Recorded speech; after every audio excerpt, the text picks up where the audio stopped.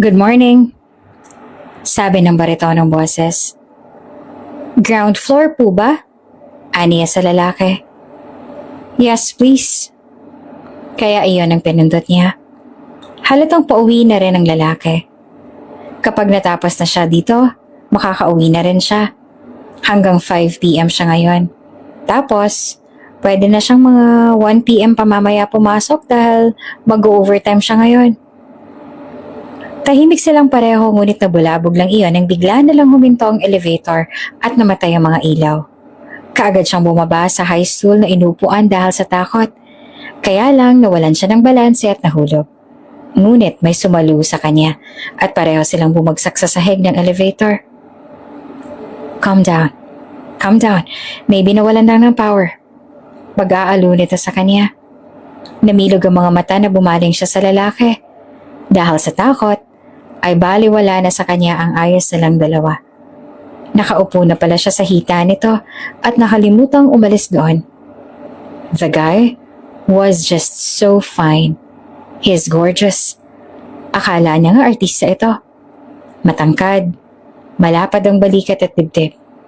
Nakasuot ito ng black suit na nakalihis ang braso. Hindi naman nagreklamo ang lalaki. Saglit lang niya nakita ang mukha ng lalaki dahil bigla namang namatay ang ilaw. Napakapit pa siya sa damit nito. Mahilig siya sa horror movies kaya kung ano-anong mga senaryong gumugulo sa isipan niya dahil lang namatay ang ilaw ng elevator. Hindi pa naman po end of the world, diba? Yung lalabas tayong sira-sirang mga gusali. Narinig niya ang marahang pagtawa ng lalaki. Sa kanya na pagtantong nakaupo pa rin siya sa kandungan nito. Kaya pahiya siyang tumayo kaagad. Sorry, aniya pagkatapos ay umupo sa gilid. Don't worry, magkakaapo ka pa bago mangyaring end of the world. Kakaiba ang boses ng lalaki. Sa isip niya, bakal dahil nakita niyang gwapo ito. Tumayo ang lalaki at lumapit sa kinauupuan niya. Napalunok siya. Dapat sa mga oras na to, siya ang nagko-comfort sa mga sasakay sa elevator dahil trabaho niya iyon. Pero heto siya at siya pa ang unang tumalon dahil sa takot. Naramdaman niya ang katawan ng lalaki na lumapit sa kanya. Nawala ang takot na nararamdaman niya. May tinawagan ng lalaki. I'm stuck in the elevator. Sabihan mo ang technician na pakibilisan ng pag-aayos. Nito sa kausap. Napahinga siya ng maluwag. Are you a newbie? Hindi po. 1 taon na rin po ako nagtatrabaho rito. Okay. Napalunok siya. Naamoy niya ang mamahaling perfume nito. Sorry po, kanina nagulat lang ho ako. Siguro na sobrahan lang ho ako kapapanood ng horror movies kaya siguro ako magagulitin. It's okay. Just calm down next time. Huwag kang magpapanik. Kapag magka-trouble man ang elevator, just breathe in and breathe out. Kapag nasa sitwasyon ka na ganito. Napanganga siya na mapagtantong. Malapit na sa mukha niya ang mukha ng lalaki. Naramdaman niya ang hininga nito. Napalunok siya at alanganin ang pagtango. Kaya lang hindi niya inaasahan ang susunod na nangyari dahil nagulat na lang siya nang bumaba ang labi ng lalaki upang angkinin ang kanya. He deepened the kiss that instant. It took a minute before he stopped. Parang hinihigop ang buong lakas niya sa halik na yon. Sakto naman at bumukas ang ilaw.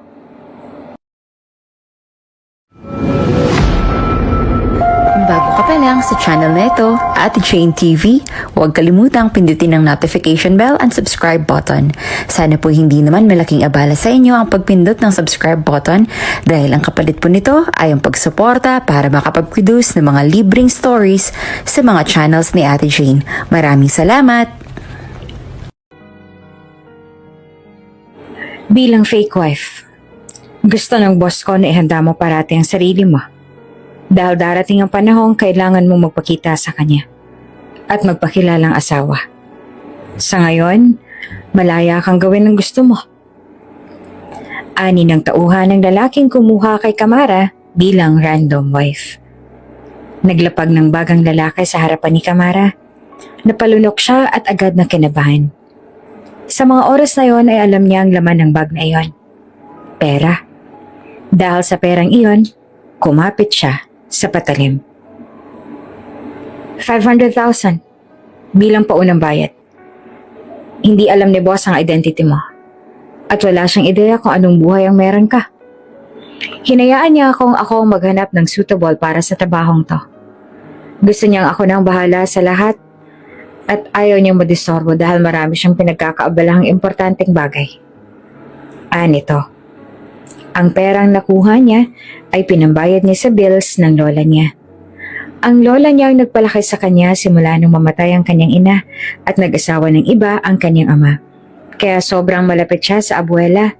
Kaya nga gagawin niya ang lahat upang madugtungan pa ang buhay ng matanda kahit na sabihin ng iba na imposible na itong makaligtas sa kamatayan.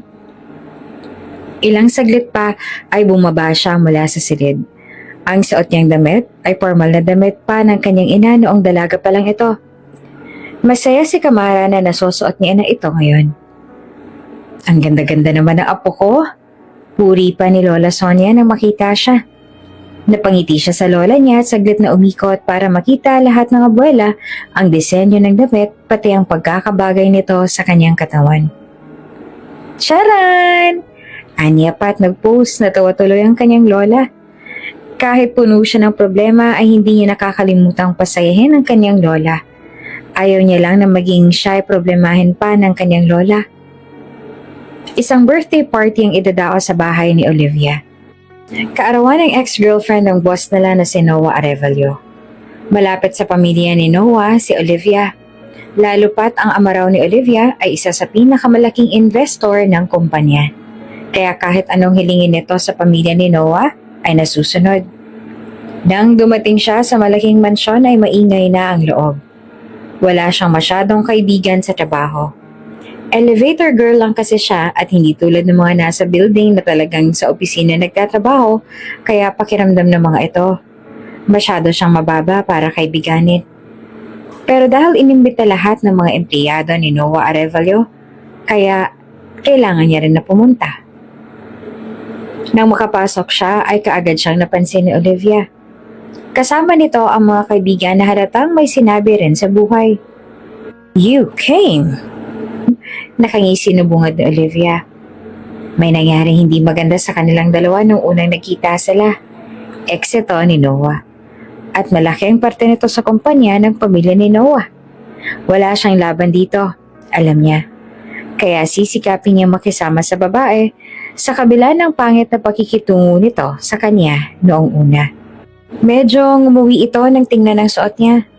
Medyo may kalumaan na ang damit niya. Simpleng floral dress lang na kulay puti.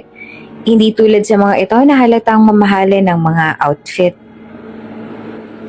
Have a drink, by the way. Alok ni Olivia nang dumaan ng cocktail sa gawin nila. Alanganin naman ng ngiti na umiling siya. Hindi ako umiinom. Ganito kasi kami mag-welcome ng new friend. Nakakasad naman na ayaw mo maging part sa circle of friends ko. Nito at bumuntong hininga. Well, naiintindihan ko, baka nga galit ka pa rin sa akin eh. Ako lang palang umaasang friends na tayo. Namilog pa ang mga mata niya. Agad siyang umiling. Nagpaawa agad si Olivia pagkatapos agad naman na kinomfort ng mga kaibigan. Kaya napilitan na lamang siyang kunin ang baso ng cocktail para lagukin. Hindi siya sure kung tama ba ang ginawa niya. Ang alam niya, ayaw niya lang na may ma-offend sa kanya kasi tumanggi siya. Namilog ang mga mata ni Olivia. Oh my! You did it! Pumalakpak pa si Olivia, tapos kumunyapit ito sa braso niya. You know what? Sa poolside tayo. Let's get wild! Bulalas ni Olivia sabay hila na sa kanya. May mga naliligo na sa pool. Nakabikini ang karamihan sa mga nandoon. Medyo tinamaan kaagad siya ng ininom kaya hindi na siya makapag-concentrate sa paglalakad. Kararating niya lang tapos biglang lasing kaagad siya. Parang gusto niyang umupo. Pero kailangan niyang sumabay kina Olivia. Malakas ang tunog ng mga stereo at nagkalat ang mga bisita ni Olivia. Akmang tatayo na siya malapit sa pool nang maramdaman niyang may tumulak sa kanya. Nalingunan niya pa kung sino iyon bago siya bumagsak sa pool. Si Olivia. Hindi siya marunong lumangoy at nagpapanik siya kaya wala siyang ibang nagawa kundi ang kumawag-kawag sa tubig. Tulong! Bulalas niya ngunit halos hindi na magawa dahil lumulubog siya sa tubig. Narinig niya pa ang tawanan sa paligid. Imbes na tulungan siya ay pinagtawanan pa siya. Ilang saglit pa bago niya napansin na may lumangoy palapit sa kanya para tulungan siya. Kaagad siyang yumakap sa kung sino mang tao ang may mabuting puso na ito na sumagip sa kanya. Ilang beses siyang napaubo na makarating siya sa gilid. Nanginginig at takot na takot pa rin. Muntik na siyang mamatay. What the hell, Olivia? Natigilan siya na makilala ang boses na iyon. Andito rin si Noah at ito ang tumulong sa kanya mula sa muntik ng pagkakalunod. What's the matter? We're just having fun? Pagdadahilan pa ni Olivia. Fun? If she dies, is it still fun for you? Galit na tono ni Noah. Napanganga si Olivia. Hindi makapaniwala na kinampihan siya ni Noah. As if naman I will let that happen, Noah. At saka bakit ba galit na galit ka? Kaano-ano mo ba siya? Hindi ka agad nakapagsalita si Noah. Umiyak na siya at hindi na makapagsalita. Nandoon pa rin ang takot na nararamdaman hanggang sa mga oras na iyon. Tell me! Baliw pa ni Olivia na umiiyak na rin. Unti-unti na nag-angat ang tingin si Noah at tumitig ng mariin kay Olivia. Nagtagis ang bagang ng lalaki bago nagsalita. She's my wife. Natigilan ang lahat ng nandoon.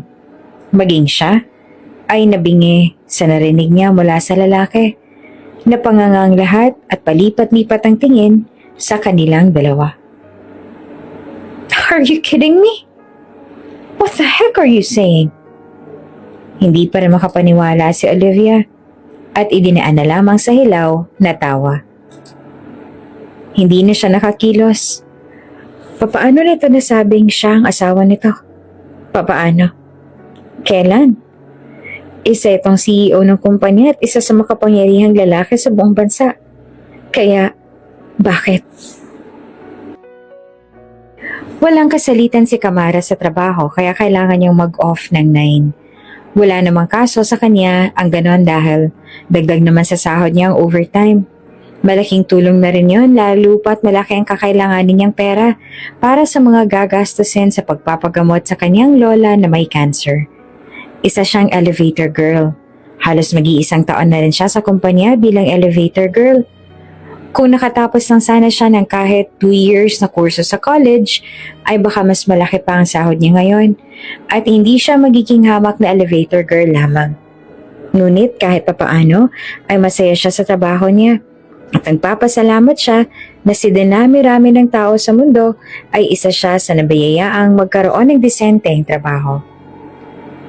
Good morning, Kamara. Dumating isa sa janitor ng kumpanya na si Dino. Mabait si Dino at hindi nito itinago ang katotohanan na may gusto ito sa kanya. Hayagan ang pagpapapansin sa kanya ng lalaki. May dala nga pala akong ulam dito. Bumili ako ng 2. Naisip ka agad kita nung pabili na rin ako ng ulam. Bumili ako ng 2 para tig-isa tayo. Tapos parehong ulam ang binili ko. Nito at ngumisi ng pagkalaki-laki. Alanganin niya itong tinanggap. Ayaw niya naman na magtampo sa kanyang lalaki kaya tinanggap niya kung anumang ibigay nito basta ba hindi iyon pera. Salamat, niya tsaka tipid ng ngumiti. Wala pa sa plano niya magkaroon ng karelasyon. Focus siya sa pag-aalaga sa lola niya at sa gamutan nito. Kaya kahit na may iilang mabait na lalaking nagpaparamdam sa kanya ay hindi niya na muna ine-entertain. Happy lunch, Kamara? Tapos ikomendat pa si Dina sa kanya. Tapos lumabasan ng elevator ang lalaki. Sunod naman na pumasok ang mga bully na taga-marketing department. Do you smell that? May nagbaon na naman sa inyo ng bagoong Ew. Ani ni Zia sabay takip ng ilong. Oh gosh, Zia, bakit naman kami magdadala ng bagoong? May mangga ba? Tapos nagtawanan ng kaibigan ng babae. Alam niya na sa kung saang floor ang tatlo kaya iyon na rin ang pinundot niya. Aware si Kamara sa amoy na pinag-uusapan ni Zia. Actually, ang ibinigay ni Dino na ulam ay may halong bagoong. Tsak, na yun ang naaamoy ni Zia. Hoy, ikaw! Bumaling siya kay Zia nang kalabitin siya nito. Nagtatakang tiningnan niya ang babae. Ha? Aniya. Ano yung dala mo? Iyan ba yung naaamoy ko kanina pa? Ha? Ano? Napakamot siya sa batok. Hindi niya masabing galing nga sa dala niya ang amoy. So, sa'yo nga galing? Namewang pa si Zia. Gaga ka ba? Alam mong close tong elevator. Talagang dito ka pa magsastock ng mga pagkain mo. Eh may pantry naman ah. Uso namang mag-iwan doon. Hindi yung dinadala-dala mo pa. Patay gutom lang? Takot manakaw yung ulam niya? Eh as if naman may kakain pa niyan sa office. Tanga talaga. Ani pa ng ibang mga kaibigan ni Zia sabay tawanan. Well, pulubi kasi. Hindi kasi siya tulad natin. Eh sahod niya pambili lang ng candy eh. Kaya ano pa bang aasahan niyo mga girls? Bumaling si Zia sa mga kaibigan at lumisi. Napalunok siya. Sinikap niyang hindi maluha. Ano ba kasing alam ng mga to sa buhay niya? Eh bakit ba ang dalila ng mga ito na i-judge ang isang tao?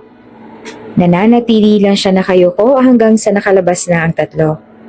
Araw-araw na ganoon ang asta ni Zia sa kanya, kaya dapat sanayin niya na ang sarili niya. Mula noong unang araw niya hanggang ngayon, ganoon pa rin si Zia sa kanya. Walang pinagbago ang babae. Sa kabilang banda, Prente namang nakaupo sa swivel chair si Noah habang binabasa ang mga files na nasa mesa. Nasa harapan ng tauhan niya na handa parate sa anumang ipag-uutos niya. This is the right time to tell her that she needs to be ready.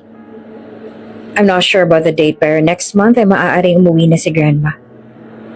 Aniya sa tauhan habang nakakunot ang noo at nakikipagtitigan sa mga papel sa harap.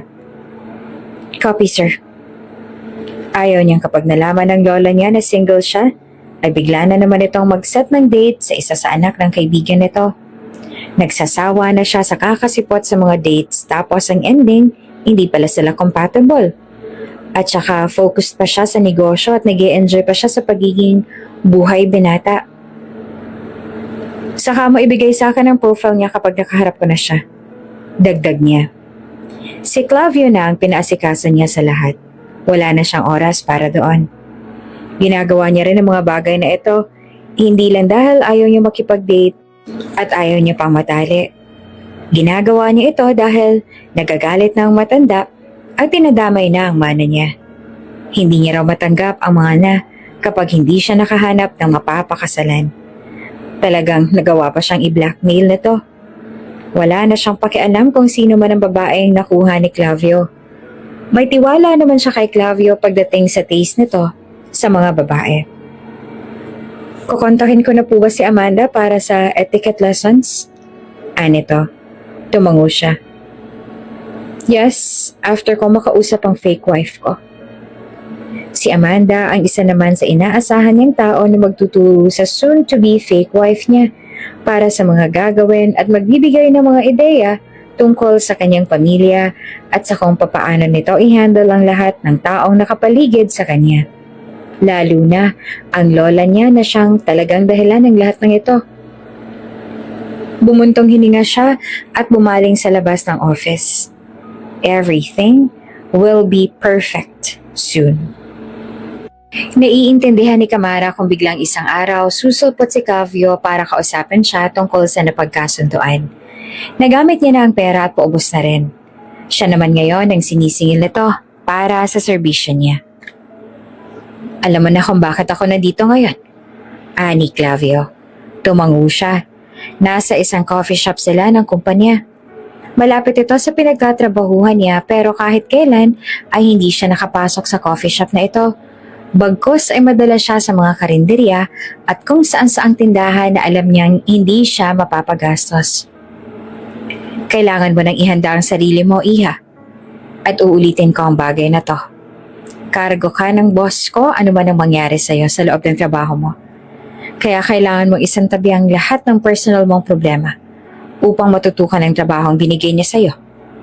Paalala nito. Nakasaad na yan sa kontrata na pinirmahan nito bago pa nito ibinigay ang pera. Kaya tumango siya. Ang hindi alam ni Kamara ay nasa likod lamang ang mesa ni Nazia. Nanlalaki ang mga mata ni Zia habang nakatingin sa guy na kasama ni Kamara. Agad na nagulungan ang mga ito at hindi maalis ang pagkagulat sa mga mata. Kilala kasi ng mga ito ang kasama ni Kamara. Marami nakakaalam na si Clavio ay isa sa pinagkakatiwalaan ng CEO ng Arevalo Estate na si Noah Arevalo. Kaya nga big deal talaga pag may kinausap ito. Samantala, matapos ang pag-uusap ni Kamara at Clavio ay nagdesisyon na siyang bumalik sa pwesto niya. Pabalik na siya sa loob nang bigla na lang siyang hinila ng kung sino. Dinala siya nito sa isang public toilet sa baba ng company building. Tahimik doon at alam niyang walang masyadong gumagamit. Nang humarap sa kanya ang nanghila sa kanya, ay nalaman niyang si Zia pala. Hey Kamara, bakit kausap mo yan? Agad na bungad ito. Kumunot ang noon niya sa naging tanong ng babae. Hindi pa siya nakaka-recover sa pagkagulat. Answer me! Napakurap-kurap siya. Sino? Yung si Clavio. Kumunot ang noon niya. Kilala mo siya? Kung ganon, alam ni Zia kung sino ang boss ni Clavio. Gusto niya na nga malaman ang totoong pagkatao ng boss niya. At mukhang masasagot iyon ni Zia. Bakit mo siya kilala?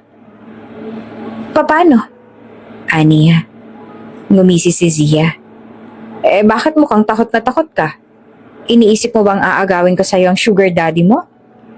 Biglang nagtawanan si Zia at ang mga kaibigan nito. My gosh, girl! May standards naman kami, no? Kung mang-aakit lang kami ng lalaki, we will make sure na may-ari ng company ang aakitin namin at hindi lang isang hamak na utusan lang. Dagdag naman ang isa pang kaibigan ni Zia. Nakalimutan niya nang itanong ang iba pang detalye tungkol sa pagkatao ni Clavio at ang tungkol sa amo nito dahil sa mga binabatong salita ni Zia. Mas naging bothered ang isipan niya sa mga inaakusa ng mga babae sa kanya. Masyado ka na nga ba naghihirap na pati may mga edad pinapatulan mo na, ha? Kamara? Humagikik si Zia. Nakagat niya ang ibabang labi. Hindi ako ganoon. Ngumuso si Zia. Well, afford niya naman ang coffee mo kanina.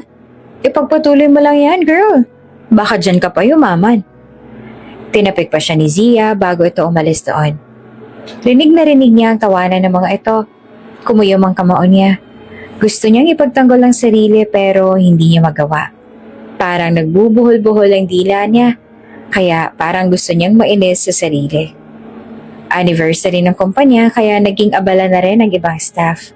Busy ang elevator pero parang nangihina si Kamara habang naka-duty. Iniisip niya pa rin ang mga nangyari kanina at mga sinabi ni Zia. Isa siyang empleyado roon kaya paniguradong welcome rin siya sa magiging kasiyahan mamaya. Kinagabihan ay nag-ayos na siya. Naka-trouser at shirt crop top siya. Magpapakita lamang siya sa party at aalis din kaagad. Wala rin naman siyang close doon at yak niyang wala siyang makakausap. Maliban na lang kung magpapapansin na naman si Dino. Bandang 8:30 nang dumating siya sa building. Wala nang tao sa lobby maliban na lamang sa night shift na security guard. Nasa malaking hall na ang lahat. Tsak iyon. Kaya't umakyat na kaagad siya. Kaya lang sa entrada pa lang ng function hall ay nakita niya na si Zia kaya kaagad siyang napaatras. Miss, di ba ikaw yung sa elevator? Nagulat pa siya nang sumalubong sa kanyang security guard. Tumango na lamang siya kalaunan. Walang magbabantay ngayon sa elevator. Huwag ka na lang munang sumali sa party ngayon. Binili ng manager kanina na sabihan kita. Ay ng gwardya. Napamaang siya at alanganin ng pagtango. Tumingin siya sa sarili at napabuntong hininga. Wala siyang choice kundi ang magtungo na lamang sa elevator. Mga balundang 11:00 na magkagulo na ang iba sa elevator. Mukhang masaya na ang lahat habang pauwi na. Nagkwento ang lahat sa nangyari kanina sa party. Ang ilan naman ay mga bandang 1 a.m. lang nakauwi. Hanggang alas 3 naman siya. Tahimik lamang siya na isinara ang pinto ng elevator nang may pumasok. Hindi niya na pinansin kung sino iyon. Good morning po. Aniya na sinisikap na maging friendly at approachable ang tono, kahit na nalulungkot siya. Good morning. Sagot nito sa baritonong boses. Ground floor po ba? Aniya sa lalaki. Yes, please. Kaya iyon ang pinindot niya. Halatang pauwi na rin ito. At kapag natapos siya dito, makakauwi na rin talaga siya. Hanggang 5 pa siya ngayon. Tapos, pwede na siyang mga bandang 1 p.m. na mamaya pumasok dahil nag-overtime siya ngayon. Tahimik silang pareho ngunit nabulabog lang iyon nang bigla na lamang huminto ang elevator at namatay ang mga ilaw. Kaagad siyang bumaba sa high stool na inuupuan dahil sa takot. Kaya lang nawalan siya ng balanse at nahulog. Ngunit may sumalo sa kanya at pareho silang bumagsak sa sahig ng elevator. Calm down. Calm down, maybe nawalan lang ng power. Pag-aalo nito sa kanya. Namimilog ang mga mata na bumaling siya sa lalaki. Dahil sa takot, ay baliwala na sa kanya ang ayos na lang dalawa. Nakaupo na pala siya sa hita nito at nakalimutang umalis doon. The guy was just so fine. He's gorgeous. Akala niya nga artista ito. Matangkad, malapad ang balikat at dibdib. Nakasuot ito ng black dress shirt na nakalihis ang may braso. Hindi naman nagreklamo ang lalaki, saglit lang niya nakita ang mukha nito dahil bigla na namang namatay ang ilaw. Napakapit siya sa damit nito. Mahilig siya sa mga horror movies kaya kung ano-anong mga senaryong gumugulo sa isipan niya dahil lang sa namatay ang ilaw ng elevator. Hindi po naman end of the world, diba? Yung lalabas tayo na sira-sira ng mga gusaling makikita natin? Narinig niya ang marahang tawa ng lalaki. Sa kanya lang napagtantong nakaupo na rin pala siya sa kandungan nito. Kaya pahiya siyang tumayo kaagad. Sorry. Aniya tapos ay umupo na sa gilid. Don't worry, magkakaapo ka pa bago mangyaring end of the world. Anito. Kakaiba ang boses ng lalaki. Sa isip niya, baka dahil nakita niyang gwapo ito. Tumayo ang lalaki at lumapit sa kinauupuan niya. Napalunok siya. Dapat sa mga oras na to, siya ang nagko-comfort sa mga sasakay sa elevator dahil trabaho niya iyon. Pero heto, siya pa ang unang tumalon dahil sa takot. Nararamdaman niya ang katawan ng lalaki malapit sa kanya. Kaya nawala ang takot na nararamdaman niya. May tinawag ang lalaki. I'm stuck in the elevator. Sabihin mo ang technician na pakibilisan ng pag-aayos. Nito sa kausap. Napahinga siya ng maluwag. Sa wakas, mukhang may pag-asa na makalabas agad sila. Are you a newbie? Nito. Hindi po. 1 taon na rin po ako nagtatrabaho rito. Oh, okay. Nito. Napalunok siya. Naaamoy niya ang mamahaling pabango nito. Pauwi na ito pero amoy fresh pa rin. Hindi tulad niya na dugyot na kahit kakaligo lang. Sorry po kanina, nagulat lang ho ako. Siguro kasi nasobrahan lang ako kakapanood ng mga horror movies kaya siguro ako magugulatin. Niya at dinaan na lang sa mahinang tawa. It's okay. Just calm down next time. Huwag ka lang magpapanik kapag nagka-trouble ang elevator. Just take a deep breath at kapag nasa sitwasyon ka na ganito. Nito naman. Napanganga siya na mapagtantong malapit sa mukha niya ang mukha ng lalaki. Nararamdaman niya ang hininga nito. Napalunok siya at alanganin ng pagtango.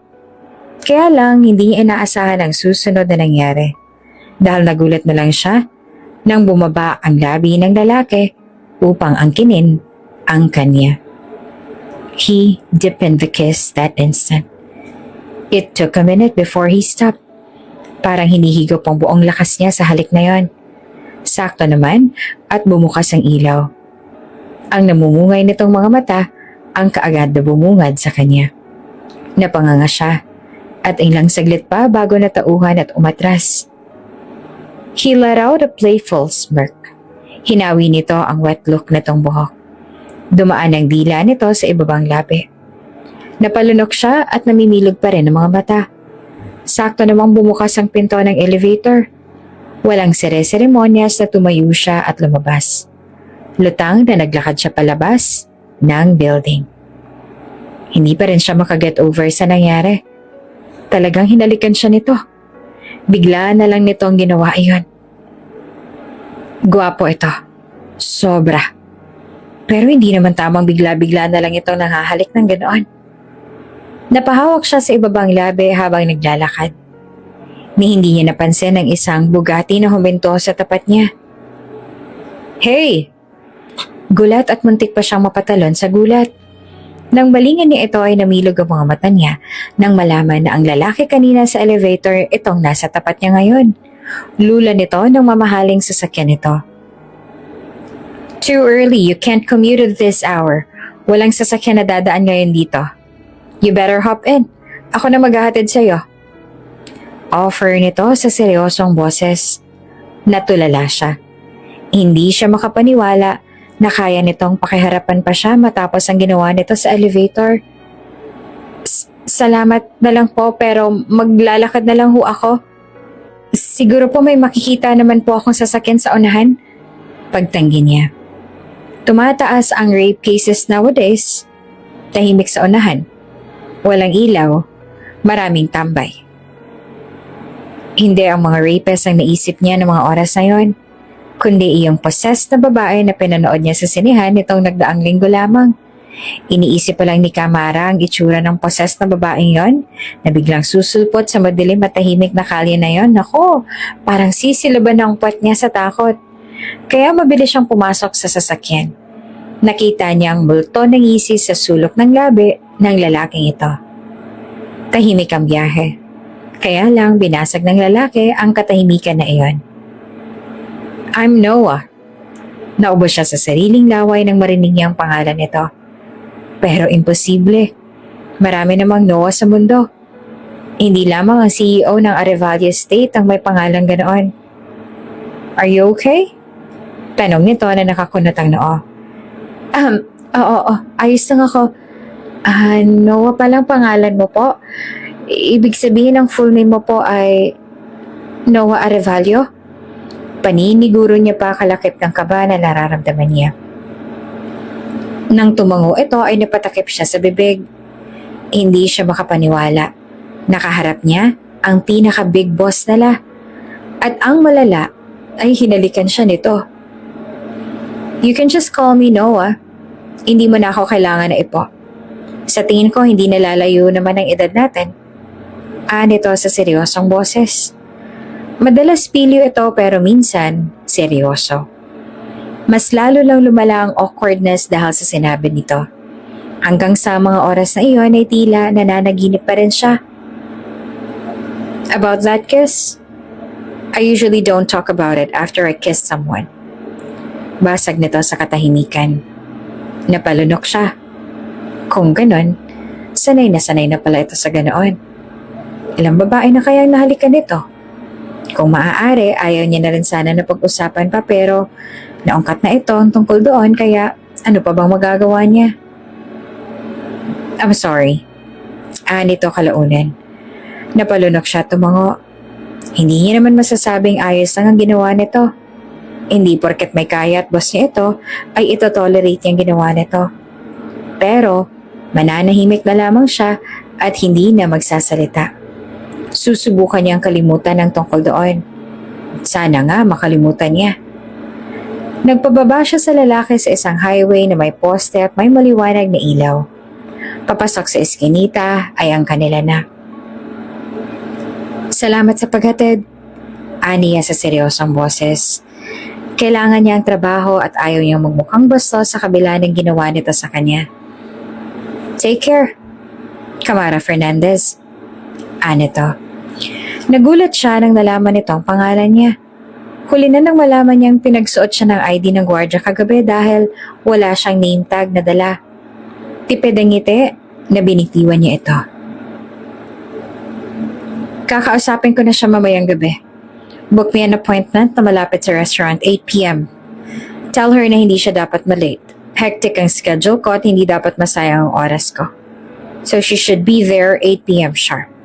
Ani ni Noah sa tauhan na si Clavio. Copy, sir. I will let her know agad-agad.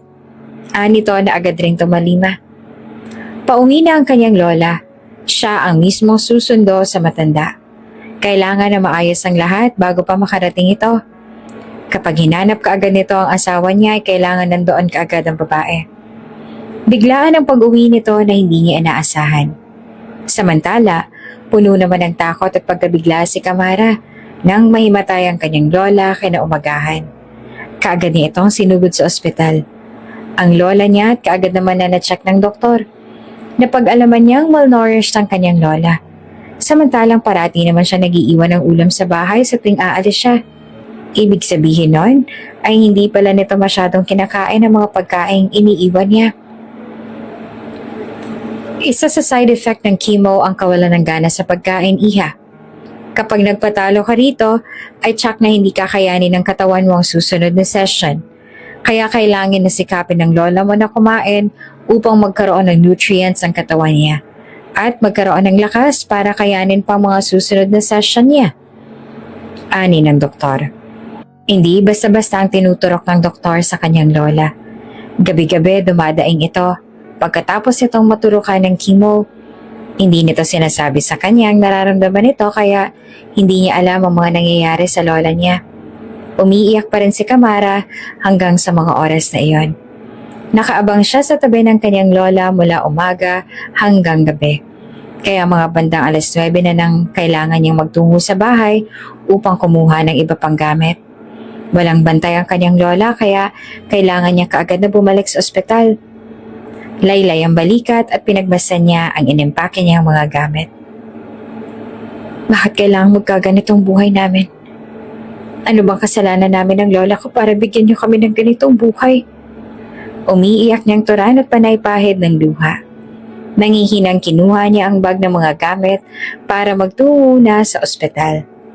Maliban sa pagkain ay problema rin siya sa mga bayarin sa ospital. Kahit anong sabihin ng doktor para lang matugtungan ang buhay ng kanyang lola ay gagawin niya. Hindi siya magpipigil hanggat kaya niya. Kaya lang said na talaga siya. Hindi niya alam kung anong uunahin. Ang trabaho ba o ang pagbabantay sa kanyang lola? Wala na rin naman siyang kikitain at ipapambabayad sa ospital kapag hindi siya nagtrabaho.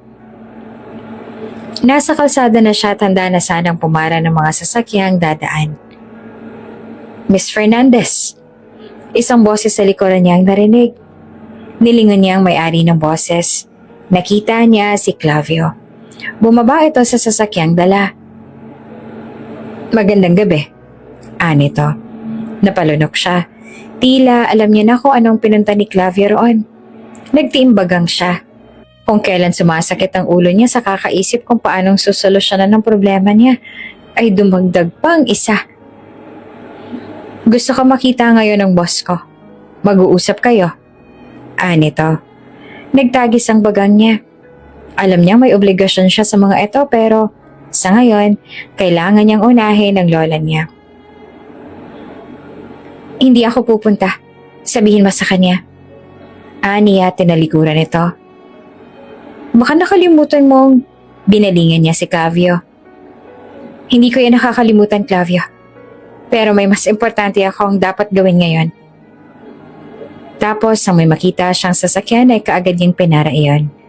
Pinagmasdan niya ang labas ng sasakyan at nahulog na naman siya sa malalim na pag-iisip habang nasa biyahe. Sa kabilang banda ay iritado si Noah sa narinig mula kay Clavio. Damn it! What the heck happened to that girl? Iritadong bulalas ni Noah at napahilot sa sentido. Kakausapin ko po siya ulit. Ani ni Clavio sa kalmadong boses. No need. Just tell her na papalitan ko siya. Natigilan si Clavio nung nakita ni Clavio si Kamara. Alam niyang kagagaling lang nito sa pag-iyak. Tsak niyang may malalim na dahilan ng babae kung bakit hindi nito sinunod ang utos ni Noah. Kaya lang, biglang ganito ang desisyon ni Noah. Hindi tuloy alam ni Clavio kung mapipigilan niya pa si Noah. Kaya kinabukasan ay bumalik ulit si Clavio sa bahay ni Kamara at nakitang muli ang babae doon. Hindi ito pumasok sa trabaho at naabutang nagluluto ng lugaw sa bahay nito. Katulad ng dati, namamagana naman ang mga mata dahil sa pag-iyak. Bala kanyang palitan. Kapag pinalitan ka niya, maaaring bawiin niya sa iyo ang perang naging paunang bayad. Aniya kay Kamara. Tulala si Kamara at nakatitig lang sa nilulutong lugaw. Nang maluto na iyon, ay pinatay nito ang apoy. Di palitan niya ako kung gusto niya. Hindi ko na problema yun. Napalanok si Clavio at napabuntong hininga.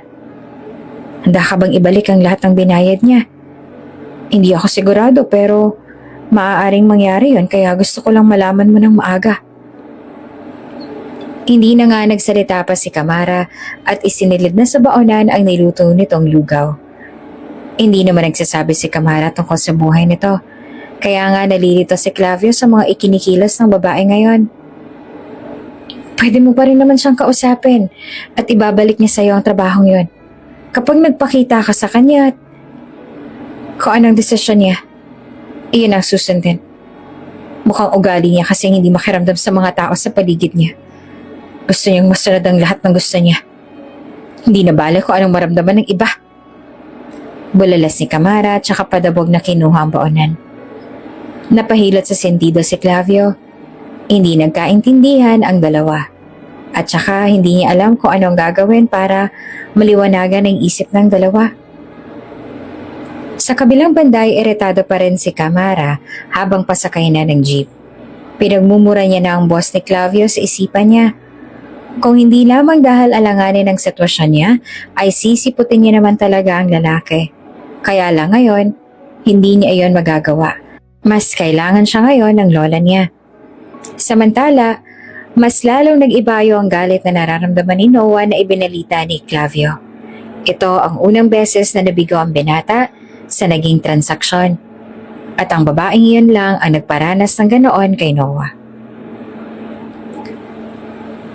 Salamat po sa lahat. Kailangan ko lang po talaga magtrabaho na. Ilang araw na kaming nasa ospital. Lumalaki na ang bill at hindi pwedeng mapabayaan kahit isa man lang sa nireseta kay Lola. Humahagulhol na si Kamara at hindi na nakatiis ang matandang kaibigan ng kanyang lola na mapaiyak. Ito ang isa sa pinakamalapit sa matanda. Magpakatatag ka, Iya. Kakayanin ito ng lola mo. At kakayanin mo ito. Diyos ko, ang bata-bata mo pa para pasanin ng ganitong kabigat na problema. Umaasa akong gagaling na si Fidela. Niyakap siya ng matandang babae. Gagawin ko po ang lahat para gumaling si Lola. Kailangan siyang mapagaling ng mga doktor. Pinahid ni Kamara ang luha sa pisngi. Duty na siya sa umagang yon. Namumugto ang mga mata na umalis siya sa ospital at hinayaan na muna ang kaibigan ng kanyang lola na bantayan ng lola niya. Sa ngayon, kailangan niya na munang pumasok. Nag-leave muna siya ng ilang araw para asikasuhin ang medications ng lola niya. Kaya lang, hindi niya maiwasang isipin ang kalagayan ng kanyang lola. 50% lang ang pag-asang mabuhay ang kanyang abuela. Pakikibaka lang ang chemotherapy. Hindi garantisado na makakaligtas ito mula sa sakit. Nang makalabas na ang mga tao sa elevator, ay saka ni Kamara ibinuhos ang luha na kanina niya pang pinipigilan. Parang mababaliw siya kapag hindi niya iyon dinaan sa pag-iyak. Umiiyak pa siya nang may pumasok sa elevator. Namilog ang mga mata niya at kaagad na pinahid ang luha sa pisngi nang makitang si Noah ang pumasok. Hey, why are you crying? Anit at nilapitan siya. Kaagad siyang kinabahan sa paglapit ng lalaki. Hindi dapat ito nakikitang umiiyak siya. Nasa trabaho siya at dapat magpaka-professional siya. Wala po, napuwing lang po. Pagsisinungaling niya. Agad siyang nag-iwas ng tingin kay Noah ngunit nananatili pa rin na nakatitig ang lalaki sa kanya.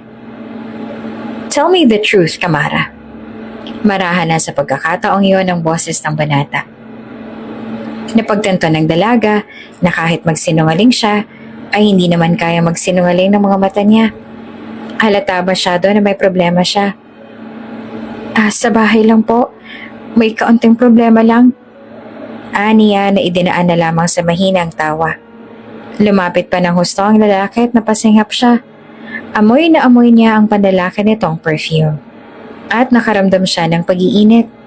Masyado itong attractive at nakaka-intimidate. Nakakapanlambot ng mga tuhod. Nagkatitigan sila ng banata. Animoy nangungusap ang kanilang mga tingin. Nakita niya kung papaanong umalo ng lalamunan ng lalaki. Hanggang sa bumaba na nga ng tuluyan ang mukha nito upang angkinin ang labi niya. Nangihina siya ng saglit itong tumigil sa paghalik. Don't worry, pinatanggal ko ang CCTV dito sa elevator. Nito at humihingal pa. Saka ito yumuko upang ipagpatuloy ang naudlot na halikan. Madalas na nila iyong ginagawa sa susunod pang mga araw. Animoy nasasanay na rin si Kamara sa mga halik ng lalaki. Noah is a good kisser. Hindi niya maitatanggi iyon. Ilang beses siyang nanghina sa tuwing hahalikan siya ng lalaki. Ang tanong lang, ano nga ba sila ni Noah? Komportable siya rito at ganun din naman ito sa kanya. Sa tuwing kasama niya ito ay nakakalimutan niya ang kaibahan ng estado nila sa buhay. Hop in, baby. Ani ni Noah nang pauwi na siya. Napangiti siya at sumakay na lang din sa sasakyan nito. Hindi niya namalayan na sa tuwing kasama niya ang lalaki ay nakakalimutan niya ang problema niya sa kanila. It's raining. Do you want to have coffee in my place? Offer pa ni Noah. Ngumiti siya at tumango. Stable na ang lola niya at may nakuha na siyang magbabantay dito. Kahit papaano ay napanatag na ang loob niya. Namangha naman si Kamara sa penthouse ni Noah. Once a month ko lang nabibisita to dahil madalas ako sa condo at minsan naman ay sa mansyon. Nito, tumangu-tangu siya. Hindi na siya makapagsalita dahil masyado na siyang namamangha sa bahay. Oops! May break muna! Gusto mo bang ma-shoutout dito sa channel ni Ate Jane? Mag-comment lang ng lesson you learned from the latest story uploaded. Dahil pipili kami ng isang best comment of the day para i-shoutout sa susunod na upload. Kaya huwag kalimutang mag-iwan ng lesson you learned after you watch this video. Maraming salamat! Shoutout nga pala sa ating mga tagapakinig na sina Marichu Kumal from Camarines Norte at Josa Lemoncito from Rojas City, Capiz. Maraming salamat sa pakikinig. Hanggang sa muli. Gumawa na ng kape si Noah habang lumilibot siya sa sala. Napakaraming babasaging bagay roon. Pero wala man lang kahit anong picture. Ilang saglit ay dala na ng binata ang kape at nahihiyang tinanggap niya ito. Siya ang dapat nagtitimpla para sa boss niya. Pero heto at talagang siya pang pinagtimpla. Salamat. Ani at naupo sa couch. Walang picture dito sa sala. Hindi ka ba mahilig maglagay? Ngumiti ito. Ayos lang naman pero wala pa akong oras. Soon, bala kong ilagay ang mga pictures ng asawa at anak ko dito. Napanganga siya at napalunok. Siyempre, alam niya naman na hindi siyang tinutukoy nito. Nagbitiw siya ng mapait na ngiti. Ang swerte nila. Hindi na nila kailangang maghirap para mabuhay ng matiwasay. Hindi tulad ng iba dyan na kailangan kumayod ng husto para natigilan siya nang mula sa likod ay niyakap siya ng lalaki. Agad na nagwala ang puso niya sa ginawa nito. Maswerte ka kung ganun. Don't worry. Pupunuin ko ng mga pictures natin ang sala na to. Nag-init ang mukha niya dahil sa sinabi ni Noah. Hindi siya makapaniwalang sasabihin nito iyon. Hindi siya mayaman. At hindi rin sobrang ganda. Kaya, papaano nito nasasabi iyon? Nang humarap siya rito ay kaagad siyang inatake nito ng masuyong halik. Napapikit siya at napatangay sa anumang gusto nitong gawin. Hanggang sa binuhat na siya nito paakyat sa taas at inilapag sa kama nang hindi pinuputol ang halik. I like you, baby. Bulong ni Noah sa tenga niya. Tsaka siya hinalikan ulit. At sa huli, ay ibinigay niya na nga kay Noah ang iniingatan niyang bagay. Nablangko na siya at wala na siyang ibang maisip kundi ang gawin ang gusto ng puso niya. At gusto nitong ibigay ang lahat kay Noah. Paulit-ulit na bumabalik sa isipan niya ang sinabi nito. I like you. Ibig sabihin, may puwang siya sa puso ng lalaki. Napakagaan sa pakiramdam na animoy nakalutang siya sa ere. Pakiramdam niya ay dumating na ang swerte sa buhay niya dahil dumating na si Noah sa buhay niya. Kinabukasan ay nagising siyang katabi ang lalaki. Hindi niya mapigilang hindi mapangiti habang pinagmamasdan nito. Hindi pa rin siya makapaniwala na talagang may nangyari nga sa kanila. At siya ang gusto ng gwapo at mayamang lalaking ito. Hindi maalis sa isipan ni Noah ang nangyari sa kanila ni Kamara. Sa lahat ng babaeng naikama niya, ay si Kamara ang nag-iwan ng kakaibang pakiramdam sa kanya. The girl was virgin. Hindi ito nagsalita tungkol sa nangyari sa kanila. Hinihintay niyang mag-demand ito pero wala siyang narinig dito na animoy hindi ito naisuko ang V-card na to sa kanya. Nung una, aminin niyang napansin niya ito dahil maganda ang katawan nito. Pero kalaunan ay nakuha nito ang atensyon niya dahil sa ugali nito.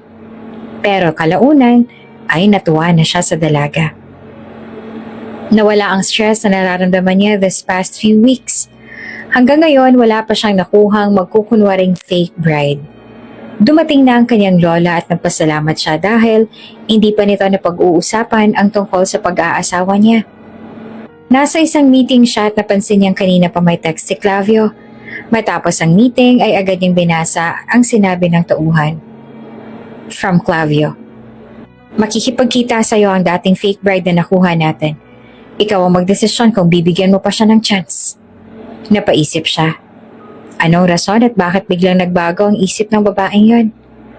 Ilang segundo ang dumaan bago siya nakareply from Clavio. From Noah. Sige. Tapos ay binaba niya na ang cellphone. Samantala, halos manlaki naman ang mga mata ni Kamara nang malaman kung gaano ng kalaki ang mababayaran niya this month sa ospital. Vulnerable at mahirap nang ilabas ang kanyang lola kaya nananatili sila sa ospital hanggang sa umabot na ng buwan. Ang halaga ng babayaran niya ay hindi niya kakayanin pa. Talagang sunog petakang magkasakit. Kaya sa pagkakataong iyon ay wala na siyang choice. Hindi nakakayanin ng pagtatrabaho niya ang gastusin. Kaya kailangan niyang ibaba ang pride niya at lumapit ulit kay Clavio. Mabuti na lang at tinanggap naman siya ulit ng boss ni Clavio. Mga bandang 7 p.m. siya makikipagkita sa lalaki. Kung ano man ang mapag-uusapan nila at ang magiging asta nito sa kanya, ay lulunukin niya magkapera lamang. Kailangan niya iyon ngayon. Panay ang tingin niya sa orasan. Ngayong may ka-shifting na siya bilang elevator girl, ay pwede na siyang mag-off ng 3 p.m. Kaya nga kanina pa siya panay ng tingin sa orasan niya sa bisig. Magti-3 na at ready na siyang umalis. May huling sinakay pa siya sa elevator bago siya mag-out. Hanggang sa biglang namatay ang ilaw ng elevator, same noong last time na nakulong sila ni Noah doon. Breathe in, breathe out. Aniya sa sarili at inalala mga sinabi ni Noah na hindi siya dapat magpanik. Kalma ka lang po, babalik din kaagad yan. Nagkaroon lang natigilan siya sa pagpapaliwanag dahil biglang bumulusok pababa ang elevator. Hindi iyon mabagal kundi sobrang bilis. Lahat ng nasa elevator ay nagsigawan na. Walang mahawakan ng lahat. Nang tumigil ang elevator sa pagkakahulog, ay nahulog din siya sa high stool. Ang masama pa, lahat ay natumba at natabunan siya ng mga empleyadong nakasakay rin doon. Nahimatay na siya pagkatapos. Iritado na naman si Noah nang malaman na hindi na naman pala makakasipot ang fake wife niya. Hindi ko na dapat siya binigyan ng second chance. Bulalas pa ni Noah. Sir, na-aksidente ho ang fake wife na niyo, kaya po hindi siya makakasipot ngayon. Paliwanag ni Clavio. Natigilan si Noah. Anong aksidente? Ang totoo po niyan ay isang elevator girl po ang babaeng nakuha ko. Nagtatabaho po siya sa kumpanya niyo. Doon na mas lalong hindi nakapagsalita si Noah. Kung isang elevator girl ang fake wife niya, kung ganon, sino? Dalawa na ngayon ang elevator girl ng kumpanya. Anong pangalan? Kinakabahan niyang tanong. Matagal bago nakasagot si Clavio. Ang pangalan niyo po ay Camara Fernandez. Hindi na siya nakapagsalita matapos yon. Samantala, nang magkaroon ng malay si Camara ay nasa clinic na siya. May makakasama siyang nagka-injury dahil sa aksidente. Medyo hilo pa siya. Tapos naramdaman niya ang sakit ng sugat sa mga pasa sa buong katawan. May mga katulad niyang nabugbog din ang katawan. Tsak niyang naranasan din ang mga iyon na nangyari sa kanya. Ewan, hindi talaga ako makatulog. Sa tuwing ipipikit ko ang mga mata ko, naaalala ko yung nangyari kanina. Babe, ayoko na tuloy sumakay sa elevator ulit. Ani ng babae habang yakap-yakap ang boyfriend nito. Naghihintay na lamang sila ng manager para kausapin sila at dahil sa kapabayaan iyon ng kumpanya kaya magbabayad ang mga ito sa kanila. Naalala niya si Noah. Tsak, nadagdag na naman ito sa poproblemahin ng lalaki. Ilang saglit lang ay narinig niyang tumunog ang phone kaya kaagad niyang dinampot para sagutin ito. Hello, Miss Fernandez? Si Clavio. Kaagad niyang naalala na kailangan niya nga pala na makipagkita sa boss ni Clavio. Agad siyang napatingin sa relos niya. 8:00 na. Namilog ang mga mata niya. Shoot, parating na ako, sorry. Hindi mo na kailangang magpunta rito. Natigilan siya sa sunod na sinabi ni Clavio. Kinabahan siya bigla. Ha? Pero bakit? Hindi na ba akong kukunin niya? Nagbago na bang isip niya? Aniya sa nanginginig na boses. Kapag hindi siyang nakuha nito, hindi niya na alam kung saan pa siya lalapit. Wala na siyang ibang nakikitang paraan. Sa bagay na to lang siya umaasa. Huwag kang mag-alala. May emergency rin siya kaya hindi siya makakasipot. Tatawag na lang daw siya ulit kapag ready na siya makipagharap sa'yo. Paliwanag pa ni Clavio. Nakahinga siya ng maluwag. Hindi niya alam kung anong gagawin kung talagang hindi na siya ang kukunin para sa trabahong yon. Dumating ang manager nila at kinausap sila. Ang compensation ay bukas kaagad makukuha ng mga staff na nasangkot sa accident. Ayon sa nalaman nila, ay bumigay raw ang elevator dahil may hindi kaagad napalitan na parte ng mismong elevator. Nagpapasalamat na lamang siya na mga pasa at kaunting sugat lamang ang nakuha niya. At least, buhay siya at ligtas na sila. Pwede na silang umuwi ayon sa manager nila. Nagbihis na siya at nakisabay sa mga empleyado na lumabas ng klinik. Nasa labas na siya ng klinik nang biglang may humila sa kanya sa sulok. Nagkatitigan sina Noah at Camara. Nang makita ni Noah na ligtas ang babae ay kaagad niya itong niyakap ng mahigpit. Oh God, I'm happy that you're fine. Ani at nakahinga ito ng maluwag. Pangiti naman si Camara na mapagtanto na talagang nagpunta lang si Noah doon para makitang ligtas siya. Oo, ayos lang ako. Ani ni Camara na naiiyak na rin. Ngayon lang kinabahan ng ganito si Noah. Noong malaman niya ang nangyari kay Camara, ay halos paliparin niya ang sasakyan para lang makabalik kaagad sa company at makita ang sitwasyon ng babae. Mabuti na lang at napigilan niya ang sarili kanina na pumasok. Kundi, baka kanina pa siyang nakagawa ng issue sa loob dahil tsak niyang yayakapin niya si Camara at hindi siya mapipigil. I'm sorry. Iyan ang biglang namutawi sa bibig ng babae. Dahil sa nangyari, magkakaroon pa kayo ng pananagutan sa amin. Umiling siya at bumitiw sa yakap at tinitigan ang mukha ng babae. No, I'm sorry. Dahil nagpabaya mga tauhan ko kaya nangyari sa inyo to. I'm gonna fire them anyway. Huwag mong isipin kasalanan mo to. Aniya at hinawakan ng pisngi ng babae. Niyakap niya ulit ito. Sinakay niya sa sasakyan niya si Camara. Napapamura siya sa tuwing nakikita ang galos sa mukha ng babae. Parating pinapaalala ng injury nito na siya ang dahilan niyon. At saka tungkol sa pagiging fake wife ni Camara, wala siyang balak na sabihin sa babae na siya ang fake husband nito. Ayaw niya munang sabihin sa babae. Darating din ang panahon, masasabi niya ito kay Kamara. Tsak niyang mag-iiba ang tingin ng dalaga sa kanya kapag nalaman nito ang totoo. Iisipin nitong manloloko siya o manggagamit. Ayaw niya ng ganoon. Tsak niya kasi na nasabi na ni Clavio kay Kamara ang tungkol sa mana. Nakukuha siya ng fake wife para makuha niya ang mana ng kanyang lola. Nakatulog na ang babae sa biyahe at hindi niya na napuntahan pa ang bahay ni Kamara. Hindi niya talaga alam kung saan ang bahay nito dahil hanggang sa kalsada lamang siya tuwing ihahatid niya ito. Kaya nagdesisyon na lang siyang dalhin ito sa penthouse. Nagustuhan nito ang penthouse niya. Hindi niya inaasahang sobrang nagandahan nito doon. Para kasi sa kanya, simple lamang iyon at wala namang dating. Pero dahil nagustuhan ni Kamara kaya napaisip na rin siya. Ang guest room ng bahay ang pinagamit niya. Inilipag niya sa kama ang babae at hindi niya napigilang hindi ito pagmastan. Sa mata niya, sobrang ganda ni Kamara. Nagpapasalamat siya lang ang nakakakita noon. Baka kapag may nagkagusto sa babae, bigla na lang itong itago mula sa mga mata ng iba. Hindi niya lubos isiping magugustuhan niya ang babae ng ganitong kalala. Hindi pa siya nagkakaganito sa ibang babae. Kay Kamara lamang.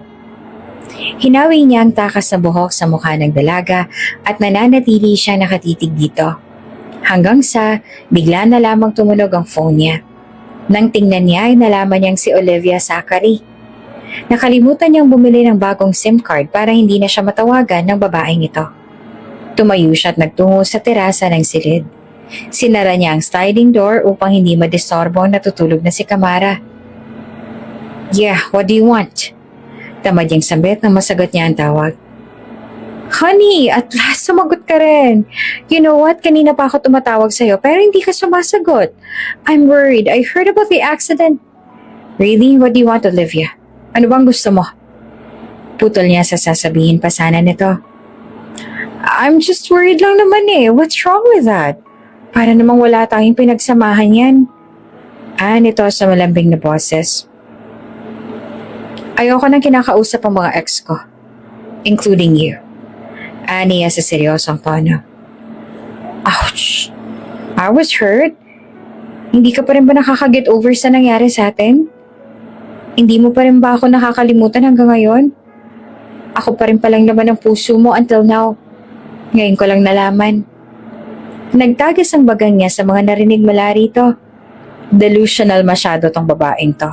At talagang iniisip pa nitong dahil dito kaya ayaw itong makausap. Uuwi na ako bukas dyan, ganyan ka pa rin sa akin? You know what? Need natin ng closure para makamove on sa akin, honey. Alam ko mahirap akong kalimutan. Yan din ang nararanasan ng ibang lalaki na naging ex ko. Hindi ka nag-iisa, kaya naiintindihan kita. Umikot ang eyeball niya sa mga pinagsasasabi ni Olivia. Ito ang isa sa rason kaya ayaw niya sa babaeng ito.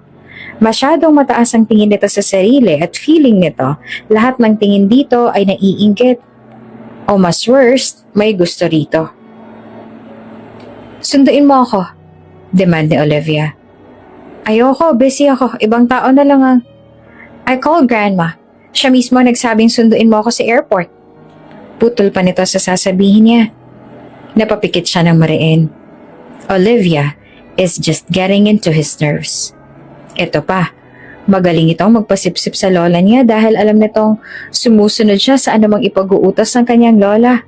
The woman is such a manipulator. Hanggang ngayon, pakiramdam niya hawak pa rin siya nito sa leeg. Wala naman na sila pero umaakto pa rin nitong girlfriend niya at iniisip nitong head over heels siya dito. Kung hindi lang dahil nireto ito ng lola niya noon, ay baka hindi niya kailanman naging ex si Olivia. Nang magkakilala sila ng babae ay bigla itong nagsabi sa lola niya na gusto nitong makarelasyon siya. Ito mismo ang nagdemand at nang makahanap ng mas better ay biglang sasabihin gusto nitong mag-end na ang relationship nila. As if naman may pakialam siya. Hindi matatawag na relasyon iyon kung one-sided lang naman. At napilitan lang siya dahil sabi ng lola niya. Subukan niya baka mag-click sila.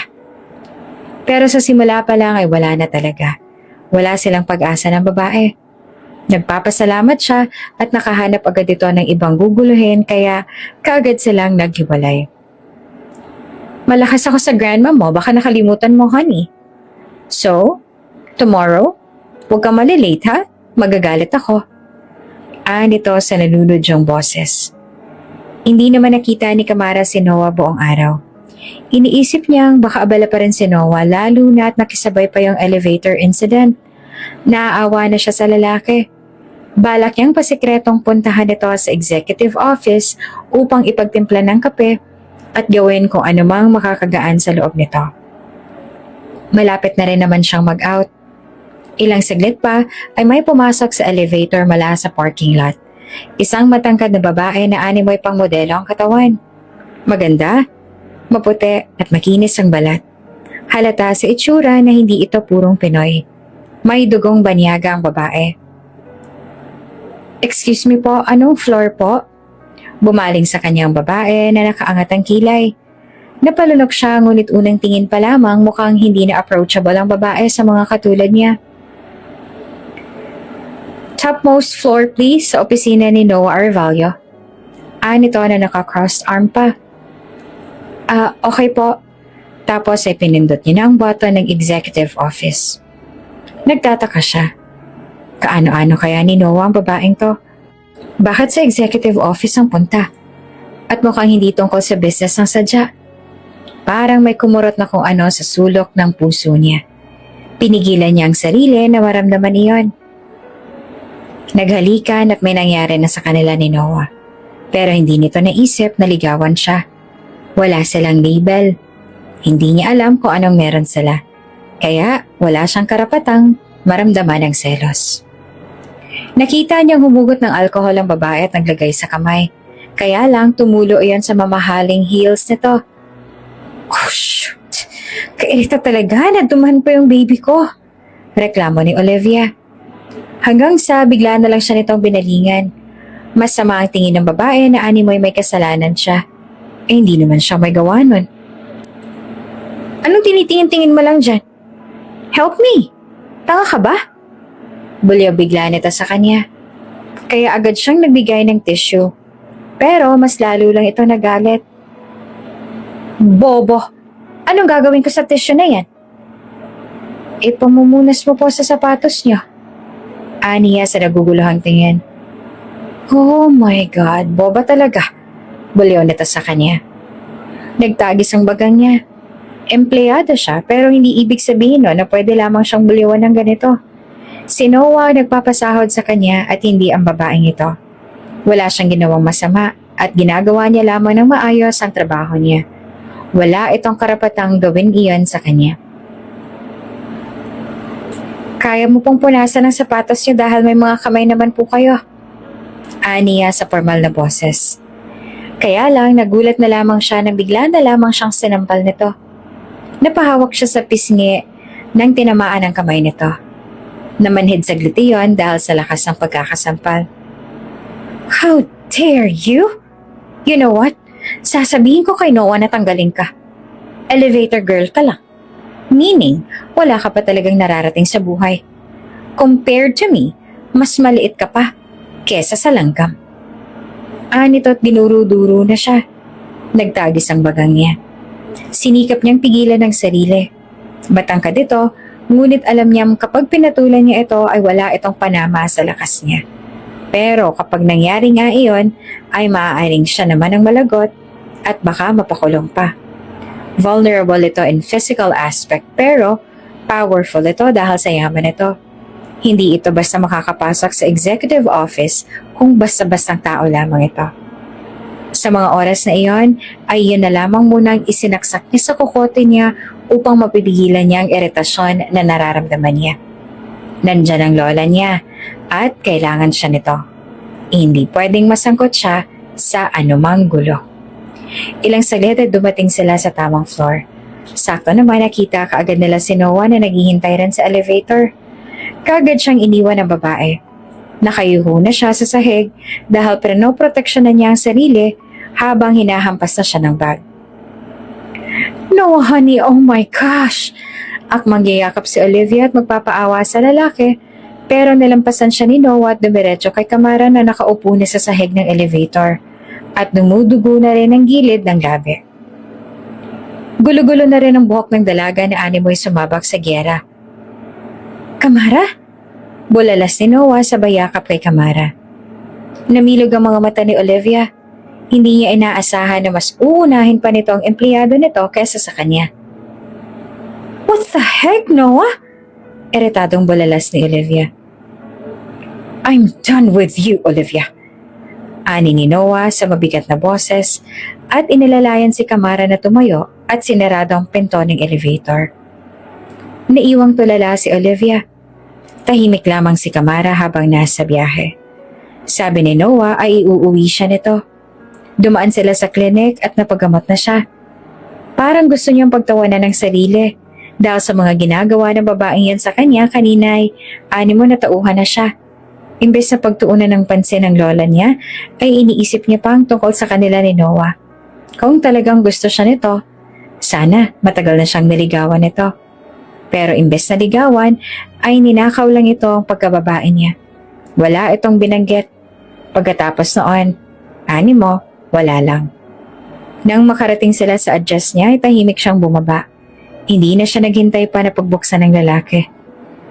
Kamara, wait! Tawag nito. Tumigil siya pero hindi niya nalingon si Noah. Nananatili lamang siyang nakatalikod. I'm sorry. Hindi ko alam na pupunta siya. Hindi ko alam na gagawin niya yun sa'yo. Don't worry, kakausapin ko si... Hindi na, ayos lang ako. Marami ka pang ginagawa. Bumalik ka na. Pagtapoy niya pa rito. Are you mad? I'm sorry, Kamara. Nagtagis ang bagang niya at napalunok. Hindi siya galit sa lalaki. Galit siya sa sarili niya. Galit siya dahil masyado na siyang ilusyonada. Pakiramdam niya, prinsesa siya at posibleng mahalin niya siya ng totoo ni Noah. Naging mabait lang naman si Noah sa kanya. Yun nga lang, naging mabait ito dahil nakuha nito ang gusto sa kanya. Magkaiba ang mundo nila. Sobrang yaman nito, habang hampas lupa lamang siya. Kung ihahanay ang mga babae na magugustuhan ni Noah, paniguradong kahit sa huling pila ay hindi siya kasali. Dahil wala naman talaga lahat sa kanya ang pwedeng magustuhan ng isang lalaki. Umiling siya at nagpatuloy sa paglalakad. Ngunit ang realisasyon na iyon ay nadagdagan pa ng sa birthday mismo ni Olivia ay sabihin ni Noah na siya ang asawa nito. Nang balingan niya ang likuran ay nakita niya si Clavio.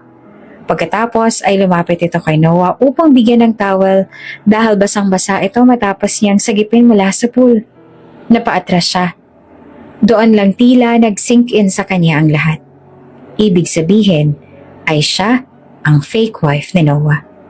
Ang binayaran nito ng malaking halaga upang magkunwaring asawa at makuha na nito ang mana ng lola nito. Doon, mas naging klaro ang lahat sa kanya na ginagawa lamang ni Noah ito para mapaamo siya at magpatuloy siya sa pagkukunwari bilang asawa nito. Tumulo ang mga luha niya at biglang tumakbo ng akma siyang lapitan ni Noah. Tinanggal niya ang sapatos niya at binitbit iyon, tapos ay nagpatuloy ito sa pagtakbo. Humahagulhol siya habang tumatakbo. Kamara, please come back! Nakarinig siya ng sigaw sa likuran niya. Kaagad siyang nagtago sa sulok. Pinipigilan niya ang sarili na mapahagulhol. Natatakot siyang baka marinig siya ni Noah at kapag nakita siya, ay bigla na naman siya nitong amuhin. Baka madala na naman siya sa kasinungalingan ng binata. Baka magpa-auto na naman siya. Nang hindi niya na marinig ang boses ni Noah, ay kaagad siyang umalis sa pinagtataguan at naghanap ng masasakyan pa uwi. Niyakap niya ang una na makauwi siya at nakapasok na sa silid. Buong magdamag siyang umiiyak. Binuhos niya ang galit sa pag-iyak. Lahat ng oras at araw na nakasama niya si Noah ay pinagsisihan niya.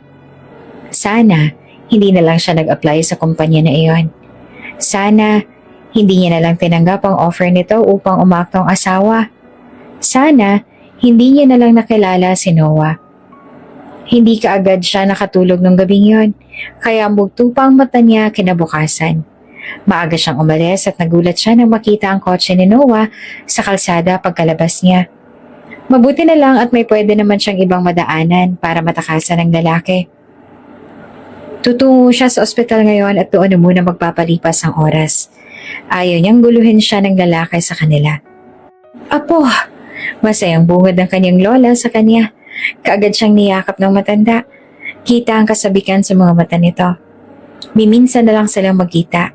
Ngayon niya lang ulit ito nadalaw. Namiss kita ng sobra. Natatawang sambit ng lola niya. Namiss din po kita la. Ani at napapikit pa. Abay nakakaburyo rito sa ospital. Parang gusto ko na tuloy umuwi na lang at magtungo tayo sa isla para doon na lang tumira. Parang nag-aaksaya lang ako ng oras dito sa ospital eh. Nito at mapait ang ngumiti na bumalatay sa mukha. Ang tinutukoy ng kanyang lola ay ang isla kung saan ito ipinanganak at saan ito pinalaki ang kanyang ina. Doon na rin siya nag 5 years old kaya may puwang din sa puso niya ang lugar na iyon. O hindi dahil namatay ang kanyang ina ay hindi sila tutungo sa syudad upang makipagsapalaran. Habang pinapakinggan niya ang kanyang lola, pakiramdam niya na papagod na ito sa sitwasyon nito. Parang gusto na nitong sumuko at ipagpasa Diyos na ang lahat. Kung kaya ng lola niya na lumaban pa, di lalaban din siya. Pero kapag ganito na parang hindi na nito kaya at gusto na lang lumagay sa tahimik, ay pagbibigyan niya ito kung iyon ang gusto nito. Mabilis nang umakyat mula sa stage 3 cancer ay naging stage 4 na ngayon ang cancer ng kanyang lola. Oo nga po. Tapos bumili tayo ng maraming crabs. Gusto niyo ng ganun, diba? Tapos pakukuluan, diba? Sabay niya sa topic ng kanyang lola. Nakangiti siya pero ang totoo nasasaktan siya at parang dinudurog ang puso niya habang pinagmamasdan ng mahinang katawan ng kanyang lola. Pinagdarasal niyang sana lang ay tumagal pa ng kaunti ang buhay nito at makasama niya pa ito ng kaunti. Kahit kaunti na lang. Hinawakan niya ang tuyot na palad ng abuela niya. Payat at nangihina na ito. Tapos wala itong ibang nakikita sa ospital na ito kundi ang 4 na sulok ng silid kasama ang iba pang pasyente na lumalaban din para mabuhay. Dapat itong nasa labas at inilalaan ng nalalabing oras para maglibang. Kinabukasan ay winither lahat ni Kamara ang natitirang pera sa bangko. Konti lang iyon at alam niyang hindi iyon kakasya sa bayarin sa ospital. Pero wala siyang magagawa. Tingin niya ay makakadilihensya pa naman siguro siya kapag nakarating sila sa isla. Bumalik siya sa ospital upang magbayad niya. Kaya lang nagulat siya sa sinabi ng cashier. Paid na po ang bills ninyo, wala na po kayong babayaran. Kumunot ang noon niya. Bagong programa po ba ito ng gobyerno?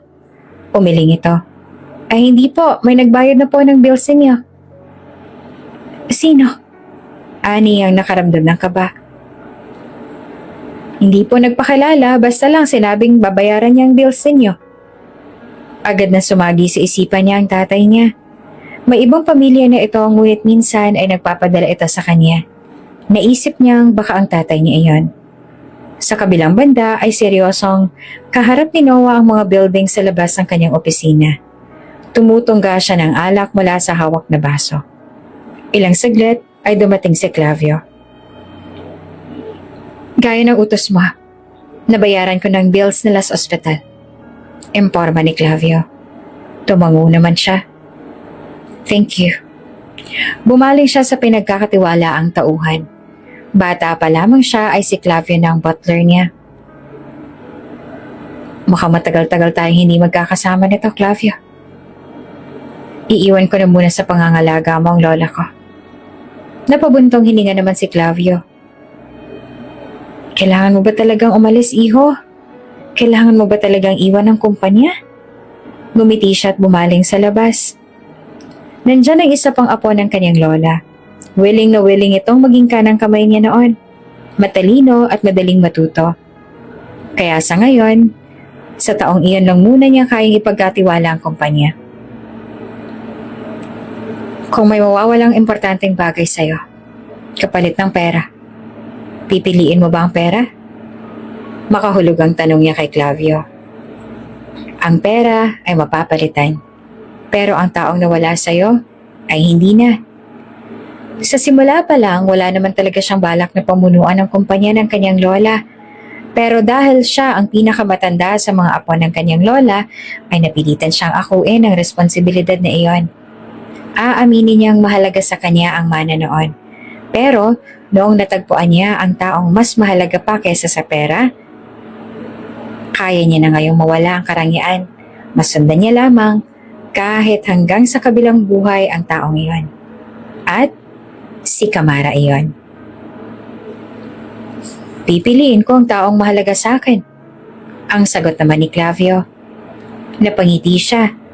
Mabuti naman at pareho sila ng pinili. Inilabas ni Kamara ang mga kamay sa bintana.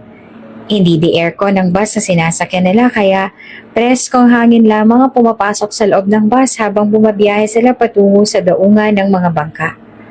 Upang madali silang makarating sa isla ay sasakay sila ng bangka. Mura ang bangka at mas mabilis. Hindi tulad kung sasakay sila ng bus patungo doon aabutin ng 5 oras. Yakap-yakap niya ang lola niya habang nakasakay sila sa bangka patungo sa isla. May sementong bahay silang naiwan doon sa isla na pwede nilang balikan. Tama nga ito, mabubuhay silang tahimik sa maliit na lugar na iyon. Ang bahay na inabutan nila ay puno ng mga matataas na damo. Kailangan na iyong linisan at ang loob naman ng bahay ay sobrang ayos pa. Walang nasira o ano. May mga takip din na puting tela ang mga gamit sa loob upang hindi dapuan ng mga alikabok. Nako, ang tagal niyong nawala. Parati ko naman nadadaanan ng bahay niyo dyan at nasisilip ko minsan. At saka nung nakaraan, binawasan namin ng mahahabang damo. Baka kasi pamahayan na ng mga ahas. Alam mo naman, may mga apo na rin ako at patakbo-takbo pa riyan. Ani ng dating kapitbahay nila. Malaki ang pasasalamat niya at kahit papaano ay naging maayos naman pala ang naiwan nilang bahay. At dahil maliit na lugar lang ang Santa Isabela, kaya kumalat kaagad sa mga taga roon ang pagdating nila ng kanyang lola. May iilan na bumisita agad sa lola niya, lalo pat nalaman ng mga itong nagkasakit ang kanyang lola. Salamat po, aniya sa ginang na may dala pang sinabaw na bangos. Talagang ganoon sa lugar nila. Trato nilang lahat sa mga taga roon ay parang magkakamag-anak na. Sila-sila lang din kasi ang parating nagkikita at maliit lamang ang baryo. Mas lalong gumanda itong apo niyo, Lola Fidela. Ani ng isang kapitbahay na kaagad na tumabi sa upuan kasama ang kanyang lola. Ay nako, aba maganda ang lola eh. Kaya syempre, mamanahin talaga ng apo ko yon. Pagbibiro pa ng kanyang lola, nagtawanan pa ang mga nandoon. Napangiti na lamang siya habang pinagmamasdan ang kaniyang lola. Ito rin ang isa sa dahilan kung bakit gustong-gusto na bumalik ng kanyang lola sa lugar na iyon dahil iyon sa mga mamamayan ng Santa Isabela. Mga ilang oras din silang sinamahan ng mga kapitbahay doon kung ano-ano na ang mga pinag-uusapan ng mga ito. Maging ang mga batay ay pinagchichismisan pa ng mga ito. Napapailing na lamang siya. Linggo ng umaga ay nagsisimula na rin siyang magtabas ng damo. Pinutulan niya ang mga puno na masyado ng mayabong. Naninibago siya at nahihirapan ng gumamit ng itak. Kaya sa inis niya ay binali niya na lang ang mga sanga gamit ang kamay. Oh, luto ng malalaking hipon, tara na't kumain. Ani bigla ng kanyang lola na may dala pang sandok pagkalabas. Namilog ang mga mata niya. Bakit kayo nagluto? Sabi ko naman sa inyo ako na lang mag-aasikaso noon. Tinaasan siya ng kilay ng kanyang lola. Ang hindi hinakuha sa lola niya ay ang katarayan nito. Anong gusto mong gawin ko? Magkulong sa silid at magbilang ng butike? Nito pa. Inakbayan niya lamang ito para manahimik na. Masarap magluto ang lola niya. Namiss niya iyon kaya naubos niyang sinabawan na hipon na hindi niya namamalayan. Kahit payat at nangihina na ang katawan nito, ay nagkikikilos pa rin ito sa bahay. Hindi ito sanay na tumunganga. Sabi nga nito, ay baka maaga itong mamatay kapag hindi ito magkikikilos. Sabi ng iba ay mabuti iyon para kay lola niya. Pero, siya itong nag-aalangan dahil alam niyang nangihina na ito. Umpisahan mo ng basahin ang recipe book ko mamaya. Baka bigla ka na lang mag-asawa dyan tapos iilang putahe lang ang alam mong lutuin. Nabilaukan siya sa sabaw matapos marinig ang sinabi ng lola niya. Oh, bakit? Wala ka bang balak? Nako, mag-asawa ka na hanggat nandito pa ako. Para naman may kikilatis pa dyan sa mapipili mo. At nang mabigwasan ko pa kapag walang trabaho tapos manliligaw sa'yo. Natawa na lang siya sa dinugtong nito matapos niya makainom ng tubig. Wala pa akong balak ngayon, La. Hindi pwedeng walang trabaho, ha? Hindi baling hindi mayaman o ano man dyan, basta masipag. Yung kaya kang buhayin at hindi katulad sa ama mo na babaero. Nito pa, nagkibit-balikat na lamang siya. Wala siyang alam sa totoong nangyari sa magulang niya at kung bakit nagkahiwalay ang mga ito noon. Payapa silang natutulog kinagabihan. Kaya lang kahit ganoong katahimik ang lugar ay hindi kaagad siya dinalaw ng antok. Naalala niya na naman si Noah. Kinaumagahan na isang maagang katok ang bumuhad sa kanila. Siya naman ang nagbukas ng pinto at nakita ang barangay captain na may kasama mga tauhan at may bitbit na mga groceries, 2 sako ng bigas at kung ano-ano pang mga kagamitan sa kusina. Ano pong atin? Niya na nagugulahan habang sinusulya pa ng mga inilapag na mga dala ng mga ito. Magandang umaga. Narinig namin na nakauwi na pala kayo. Nandito lang kami kasi namimigay ng donasyon ng barangay. Kasama kasi kayo sa listahan nung nakaraan kaya inihatid na namin dito. Paliwanag ng barangay captain. Alanganin ng ngiti na binitawan niya. Tapos madala ng kapitan nila ang mga iyon ay umalis din kaagad ito. Ngunit sa unahan, nakaabang ang isang mamahaling sasakyan.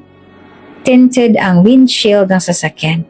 Ngunit kapansin-pansin ang lalaking nasa loob. Bumukas ang bintana matapos kumatok ang kapitan.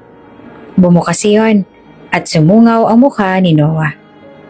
Sir, gaya ng utos ninyo, ipinasok na rin namin ng bigas sa bahay nila. Nagpasalamat po ang apo ni Lola Fidela.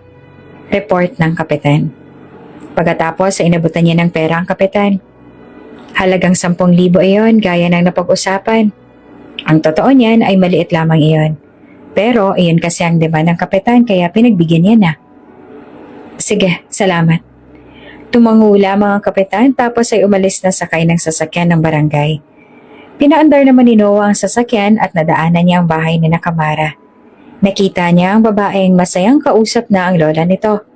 Paniguradong ikakwento na nito sa matanda ang kunyaring donation mula ako na sa barangay. Napangiti pa siya at nagpatuloy na sa unahan. Kahit tumigil na ang lola niya sa chemo, ay patuloy pa rin itong nagpa-follow up sa doktor. Nasa ospital sila sa araw na iyon. Lunes at maraming pasyente, lalo pa't public hospital iyon. Nakakuha sila ng mga results sa mga tests na pinapagawa sa lola niya. Kaya lang nagulat sila sa sinabi ng nurse. May nagbayad na ho kaya wag na ho kayo magbayad. Hintayin niyo na lang ho ang result sa dugo. Parang katulad lang din noong nasa syudad sila.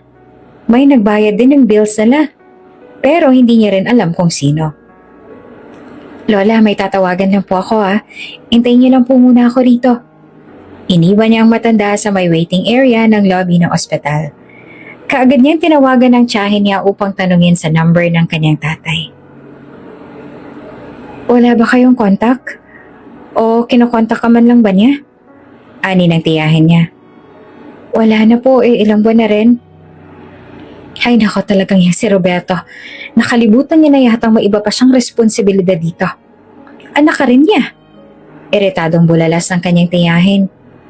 Hindi niya na dinugtungan pa ang tungkol sa kanyang ama. Mas lalo lang hahaba ang usapan gayong wala naman iyong maitutulong. Kahit magreklamo sila, ganoon na talaga ang ama niya. Hindi na magbabago iyon. Nang tawagan niya ang ama niya ay nakailang ring pa muna bago ito sumagot. Tay? Aniya. Oh, Kamara, anak, bakit napatawag ka? Nako, wala akong pera ngayon. May kailangan ka bang bilhin? Imbis na kamusta ang ibungad sa kanya, ay iyon agad ang sinabi nito. Hindi naman iyon ang tinawag niya. Nagpunta po ba kayo sa Santa Isabela? Aniya rito. Hindi na, tsaka parati akong busy. Tsaka tinatawag ako ng misis ko sa susunod ka na lang tumawag ha. Tapos hindi pa man siya nakakapagsalita ulit, ay nagawa na nitong ibaba ang tawag. Ni hindi ito nag-alinlangan na babaan siya ng tawag. May pait sa mukha niya nang magpakawala siya ng sarkastikong ngisi. At talagang iniisip niyang ang ama niyang nagbayad ng bills nila. Halos wala nang ang oras sa kanya. Kaarawan niya at hindi man lang magawang mag-text para sa greetings. Kaya ano pang aasahan niya sa ama niyang yun? Kinabukasan ay mag-isa siyang nagtungo sa pamilihan ng gulay sa sentro. Naiwan ang lola niya sa kanila dahil mananahi pa raw ito. Maaga siyang umalis upang maaga rin makauwi. Ikaw ba yung apo ni Fidela? Ani ng may edad na tendera. Opo, sabay tango. Nako, ang laki mo na pala. Hindi agad kita nakilala. Nagduda lang agad ako nung una. Sabi ni, tama ako. Nakangiting tura nito. Pangiti-ngiti lamang siya.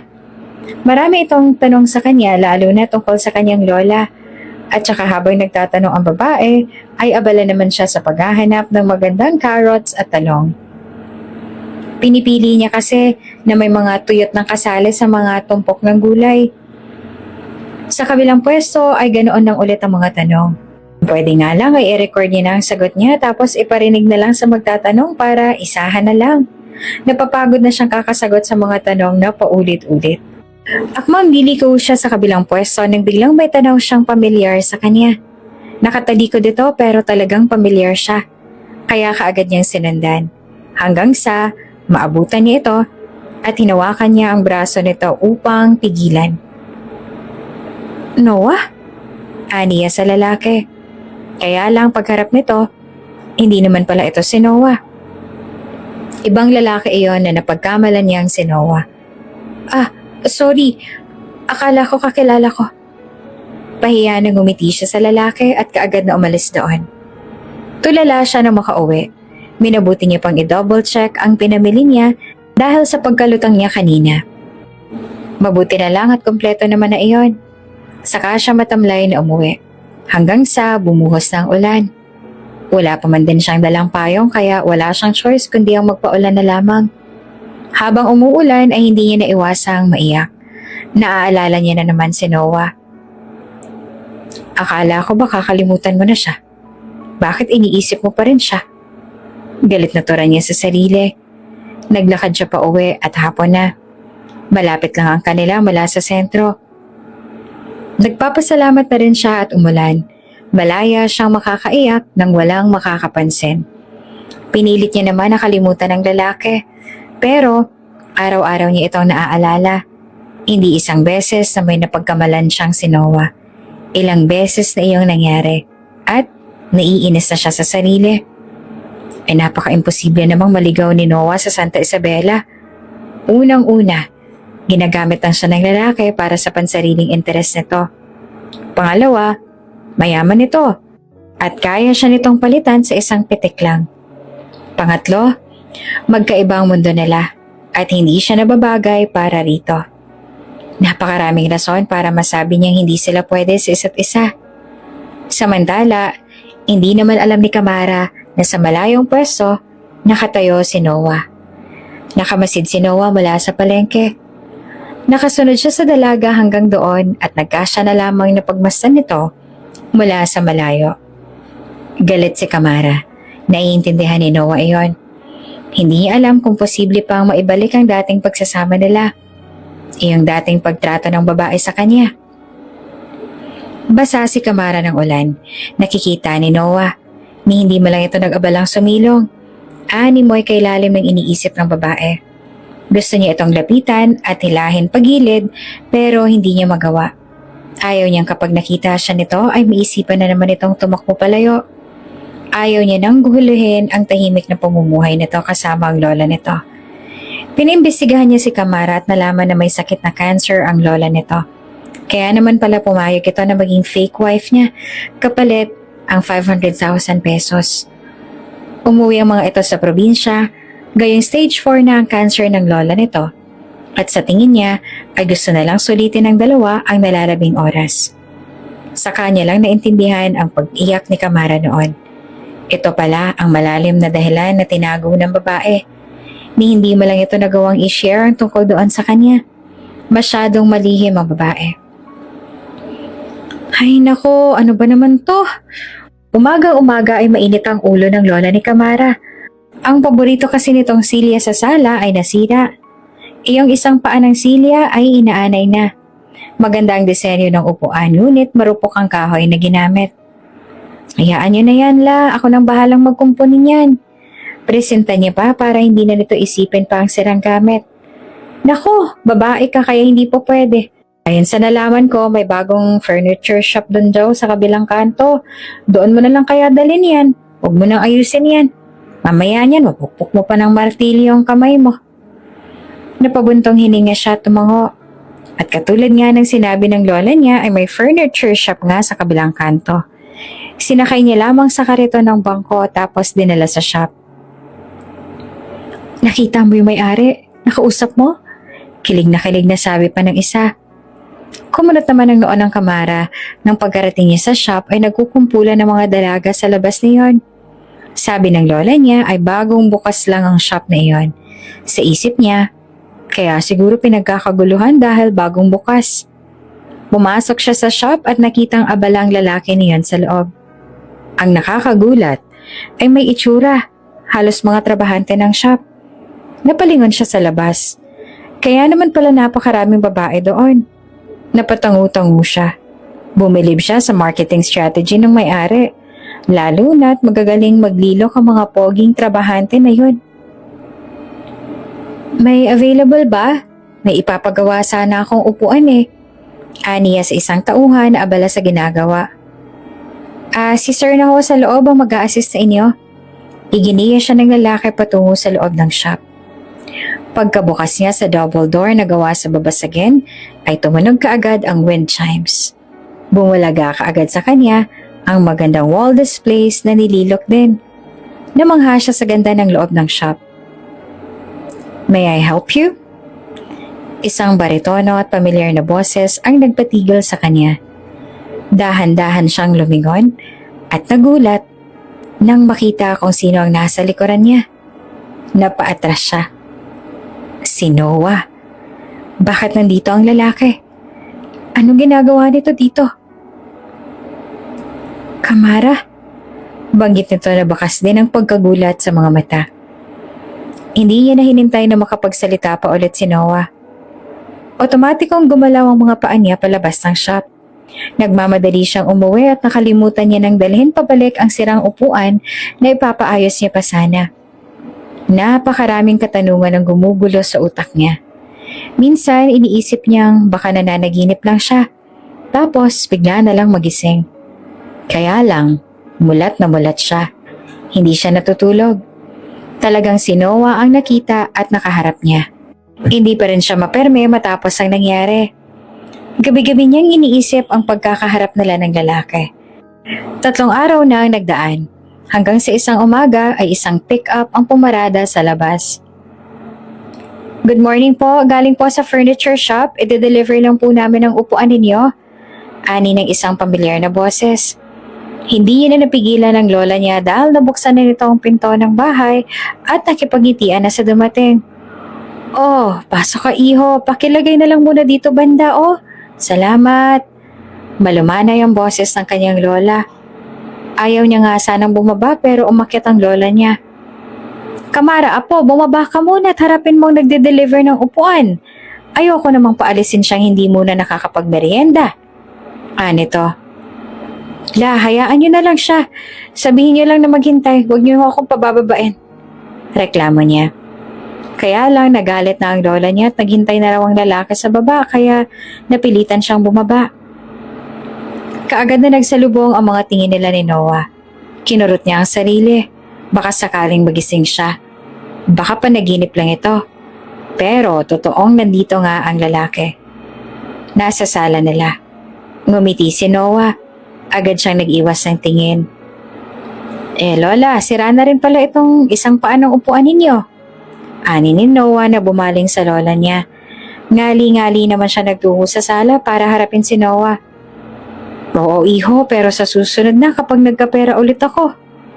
Bumaling siya sa upuang itinuro ni Noah. Ayos lang naman iyon. Nauupuan pa nga eh. Pero medyo kinakain na nga ng anay ang kaunting parte ng upuan.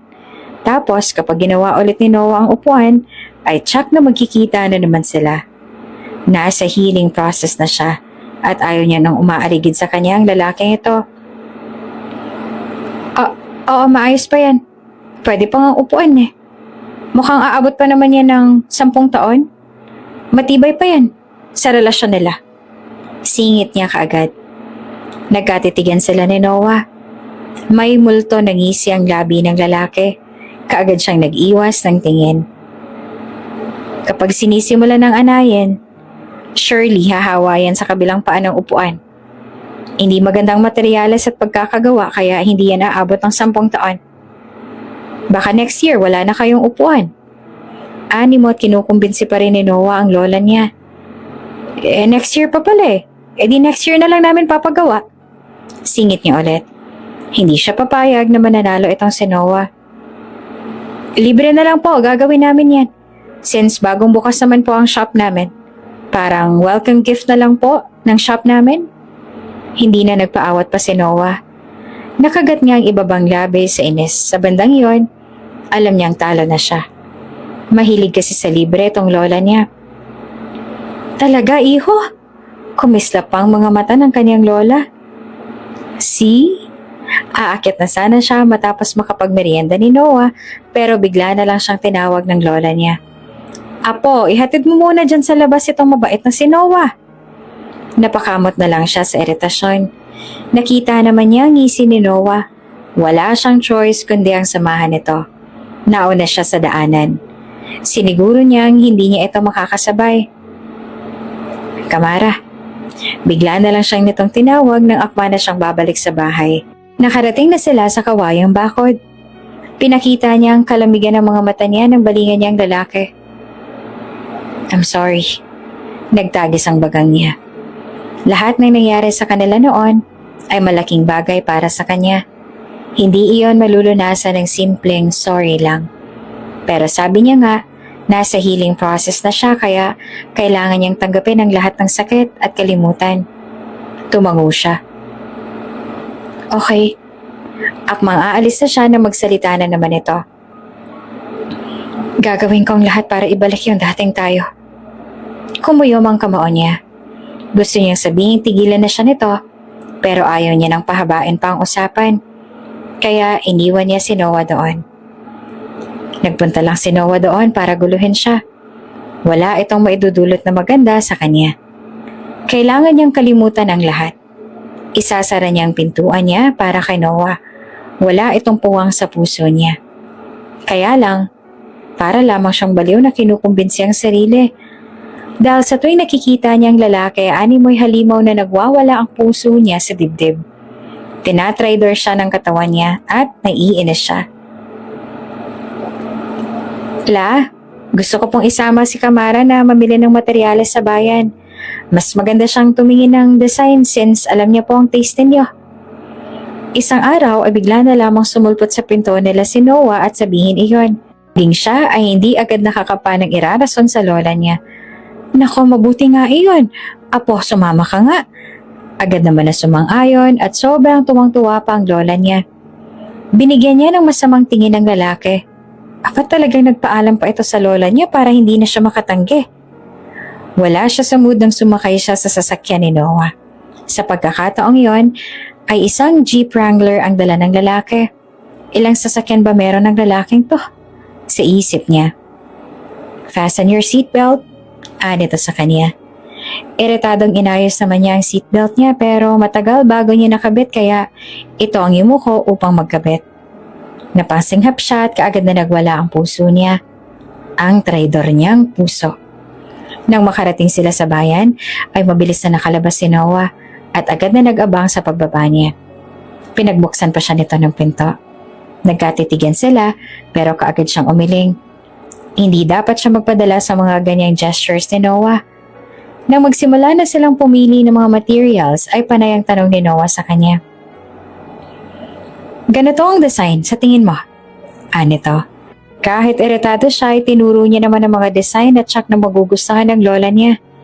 Nang matapos sila sa pagbili ay bumalik na din kaagad sila sa sasakyan. Kaya lang sa daan ay biglang bumuhos ang ulan. Sa lakas niyon ay hindi na halos makita ang daan kaya kailangan nilang huminto muna sa tahimik na lugar. Walang katao-tao na ikinatakot niya. Hindi siya kay Noah natatakot kundi sa sarili niya. Dahil sa tuwing malapit ang lalaki ay parang nagbawala ang puso niya at hindi siya mapakali. Natatakot siyang baka bigla niya nalang baliin ang rules niya. Wear my jacket. Malamig ka, Mara. Nito sabay offer ng jacket nito. Hindi niya iyon tinanggap at hindi niya pinansin ang lalaki. Nananatili lang siya nakatingin sa labas. Kaya lang biglang kumulog kaya nagulat siya at hindi na malayang sumiksik na siya sa tagiliran ng binata. Ilang saglit pa bago niya napagtanto iyon. Akmang aalis siya sa pwesto at babalik sa upuan pero pinigilan siya ni Noah. It's okay. Keep closer. Tapos ay niyapos siya nito. Napatingala siya upang bigyan sana ito ng galit na tingin nang bigla na lang sa pagtingala niya ay naglapat na ang mga labi nila. Napakalapit na pala ni Noah at hindi niya iyon agad namalayan. Gumalaw ang labi nito at napatangay siya. Gusto niyang pagalitan ng sarili. Pero kung sasabihin niyang hindi niya gusto ang ginagawa ng lalaki, pakiramdam niya, nagsisinungaling siya. Dahil ang totoo, nagugustuhan niya ito. Ito ang gusto ng puso niya at ng katawan niya. Binuhat siya ng lalaki upang iposisyon sa kandungan nito. Nakahiwalay ang binti niya sa kandungan nito at patuloy ang halik. Malalim at nakakaliyo. Dumaloy ang init mula sa ulo niya pababa.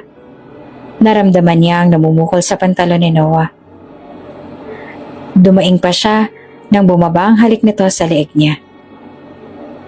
Please, accept me again, baby. I want you back. Garalgal ang baritono nitong boses. Napaungol siya nang itaas nito ang damit niya.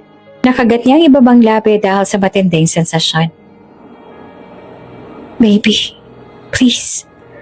May pagsusumamo sa boses ni Noah. Yes. Natigilan ng lalaki sa narinig. Namumungay ang mga mata niya nang magkatitigan sila. Naiinis siya sa lalaki. Pero ang katawan niya, traidor. Sinusunod nito ang gusto nito. Yes? You mean, nakabalatay ng pag-asa sa mga mata ni Noah? Sige, bibigyan kita ng chance. Lumawak ang ngisi sa labi ni Noah. I want you to be my girlfriend. For real. Nahiya namang umiwas siya ng tingin. Okay. Hinalikan siya nito sa pisngi. Inayos nito bigla ang damit niya at pinag-jacket pa siya. Akala niya naman ay may mangyayari na sa kanila. Nakaramdam siya ng pagkadismaya pero parang gusto niyang sapukin ang ulo. Talagang nadismaya pa talaga siya. Siya itong babae. Hindi ka pwedeng buntis na maglalakad sa altar. Ani bigla ni Noah sabay halik sa kamay niya. Natigilan siya at napabaling sa lalaki. Hindi niya inaasahan ang sinabi nito. Kakaibang vibes noong nakabalik sila sa bahay. Kasama nila si Noah sa hapunan at nagpakitang gilas naman ng lola niya sa pagluluto ng ginataang alimango. Na-enjoy nila ang pagkain at humirit pa ang lola niya bago nakaalis si Noah. Iho, dito ko na ulit maghapunan bukas, ha? Kulang na lang sabihin ng lola niya na doon na rin tumira si Noah. Hinatid niya ang lalaki hanggang sa gate ng bahay. Dalhin ko na lang po kaya ang mga gamit ko dito. Aampunin na yata ako ng lola mo eh. Pagbibiro pa ng binata. Kumunot ang noon niya. Mabait lang si lola. Lumapit ito at masuyong hinawakan ng mga kamay niya. Pakiramdam ko ngayon palang boto na siya sa akin na maging grandson-in-law ah. Mayabang na tumingin sa kanya si Noah. Napangisi siya kalaunan. Hindi niya inaasahang lalabas ang pagkabulero nito ngayon. Nagulat pa siya nang nakawan siya nito ng halik sa labi bago umalis. Hindi tuloy siya nakatulog kaagad ng gabing yon.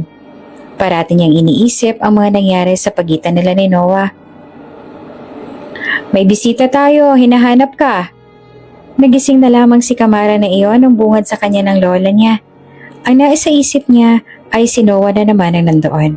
Nag-ayos siya ng sarili at nagilamos bago nagtungo sa sala. Kaya lang isang may edad na babae ang nakita niyang kaharap ng kanyang lola sa may sala. Mukhang hindi basta-basta ang matandang yon. Mamahalin ang dalang bag at ang pananamit. Naka-heels kahit na maputik ang daanan nila. Maganda ang matandang yon sa kabila ng katandaan. Nang mapansin niya ang matandang bisita ay kaagad itong bumaling sa kanya. Ngumiti ito sa kanya. Habang bakas naman ang pagtataka ang mga mata niya habang papalapit. Hello, Iha. Ako nga pala si Amara Arevalo. Ako ang lola ni Noah. Parang naitulos siya sa kinatatayuan niya nang marinig ang sinabi nito. Pakiramdam niya ay nasa isang drama siya sa TV na pupuntahan ng mayamang parents ng lalaking mayaman para sabihin hindi siya nararapat para sa anak nito o apo. Tapos babayaran ng malaki para layuan niya ang kasintahan na mayaman. Parang nakakabaliw pero inaasahan niya na ang ganoong eksena ngayon. Ngunit imbis na yun ang mangyari ay ngumiti sa kanya si Amara Arevalo. Ikaw ba si Camara Fernandez? Alanganin siyang tumango at nagbitiw ng tipid ng ngiti. Opo, madam. Masaya ako makilala ka, Iha. Hindi ko inaasahan na nandito sa harapan kong kahinaan ng apo ko. Natigilan silang lahat.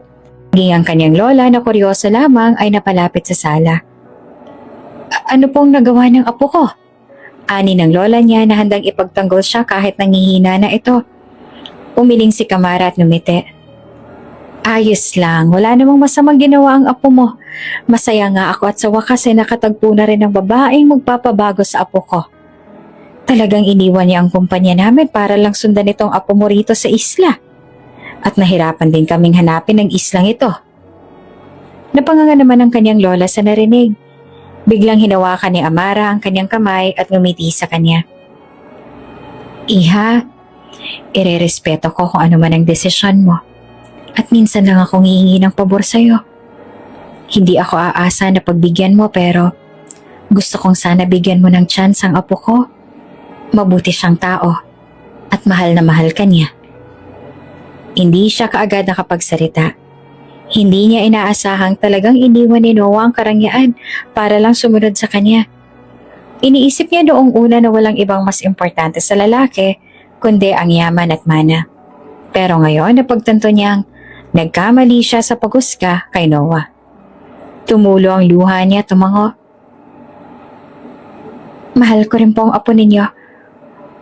Umuwi ako rito dahil akala ko wala akong puwang sa puso niya pero pinatunayan niyang nagkamali ako. Kumislap ang mga mata ng matanda. Matagal ko na pong nabigyan ng chance ang apo ninyo at sa pagkakataong ito ay pareho naming aayusin ang dapat ayusin. Naluha ang matanda. Lumapit naman sa kanya ang kanyang lola upang yakapin. Ilang saglit ay dumiting ang humihingal na si Noah. Wala na po kayo magagawa. Pakakasalan ko po si Camara, hindi niyo po ako mapipigilan. Kaagad na bungad ni Noah. Hindi pa nga nito alam ang totoo dahil doon ay nagtawanan silang tatlo sa naging reaksyon ni Noah. Nagtaka naman ang binata at napatingin sa kanya. Ani mo'y hinihingi ang sagot niya. Apo, kumalma ka, wala kang kalaban dito. Tsaka bago ka magdemand ng kasal, tanungin mo si Camara kung papayag ba siya. Tinapik ng lola nito si Noah. Pasensya na kayo sa apo ko ha. Nasasanay itong babae ang lumalapit dito kaya't hindi marunong mag-handle ng relasyon. Ay sana'y mahaba ang pasensya mo rito, Iha.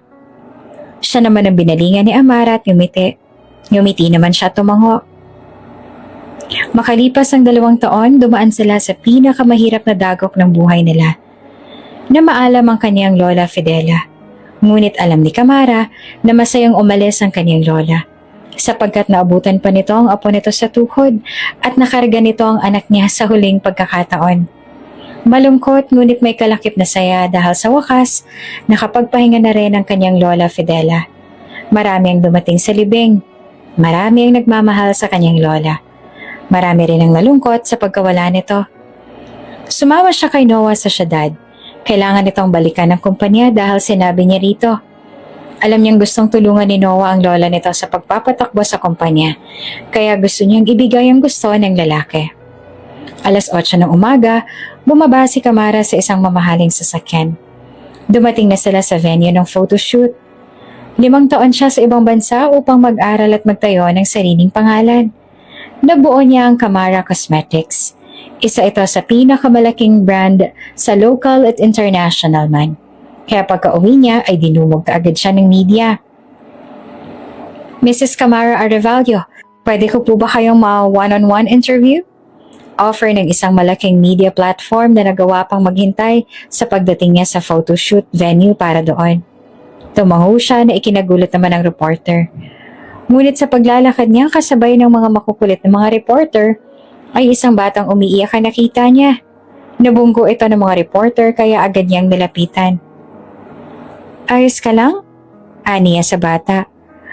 Mama! Ngumawa ang bata. Pinatahan niya ito.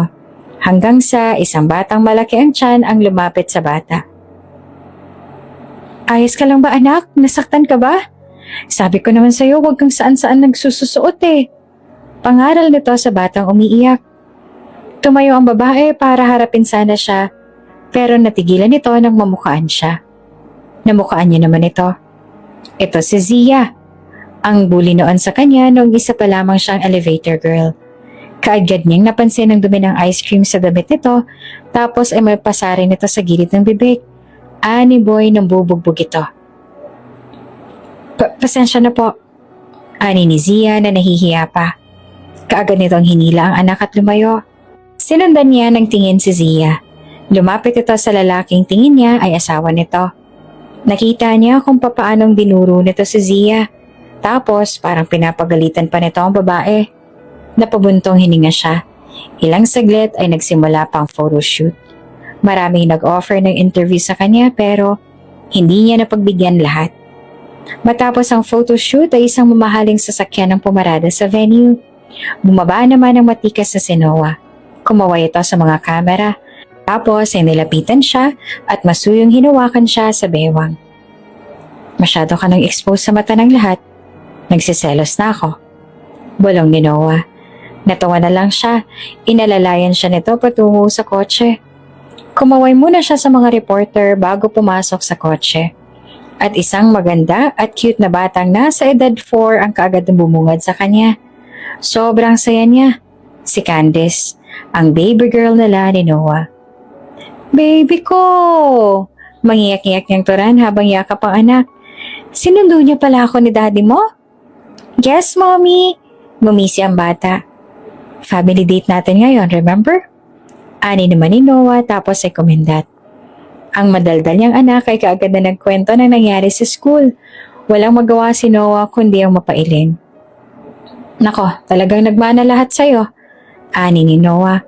Kamukhang kamukha niya kasi ang anak nila. Tapos, kaugali niya rin. Napapangiti na lang siya habang pinagmamasa ng anak nila. Napagtanto niyang, hindi ibubuhos ng Diyos sa'yo ang mga problema kung alam niyang hindi mo kakayanin. Ang mga problemang iyon ay pagsubok lamang upang maging mas matatag ka pa.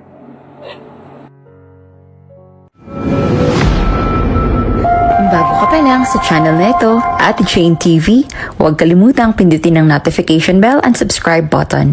Sana po hindi naman malaking abala sa inyo ang pagpindot ng subscribe button dahil ang kapalit po nito ay ang pagsuporta para makapag-produce ng mga libreng stories sa mga channels ni Ate Jane. Maraming salamat! Good morning! Sabi ng baritonong boses.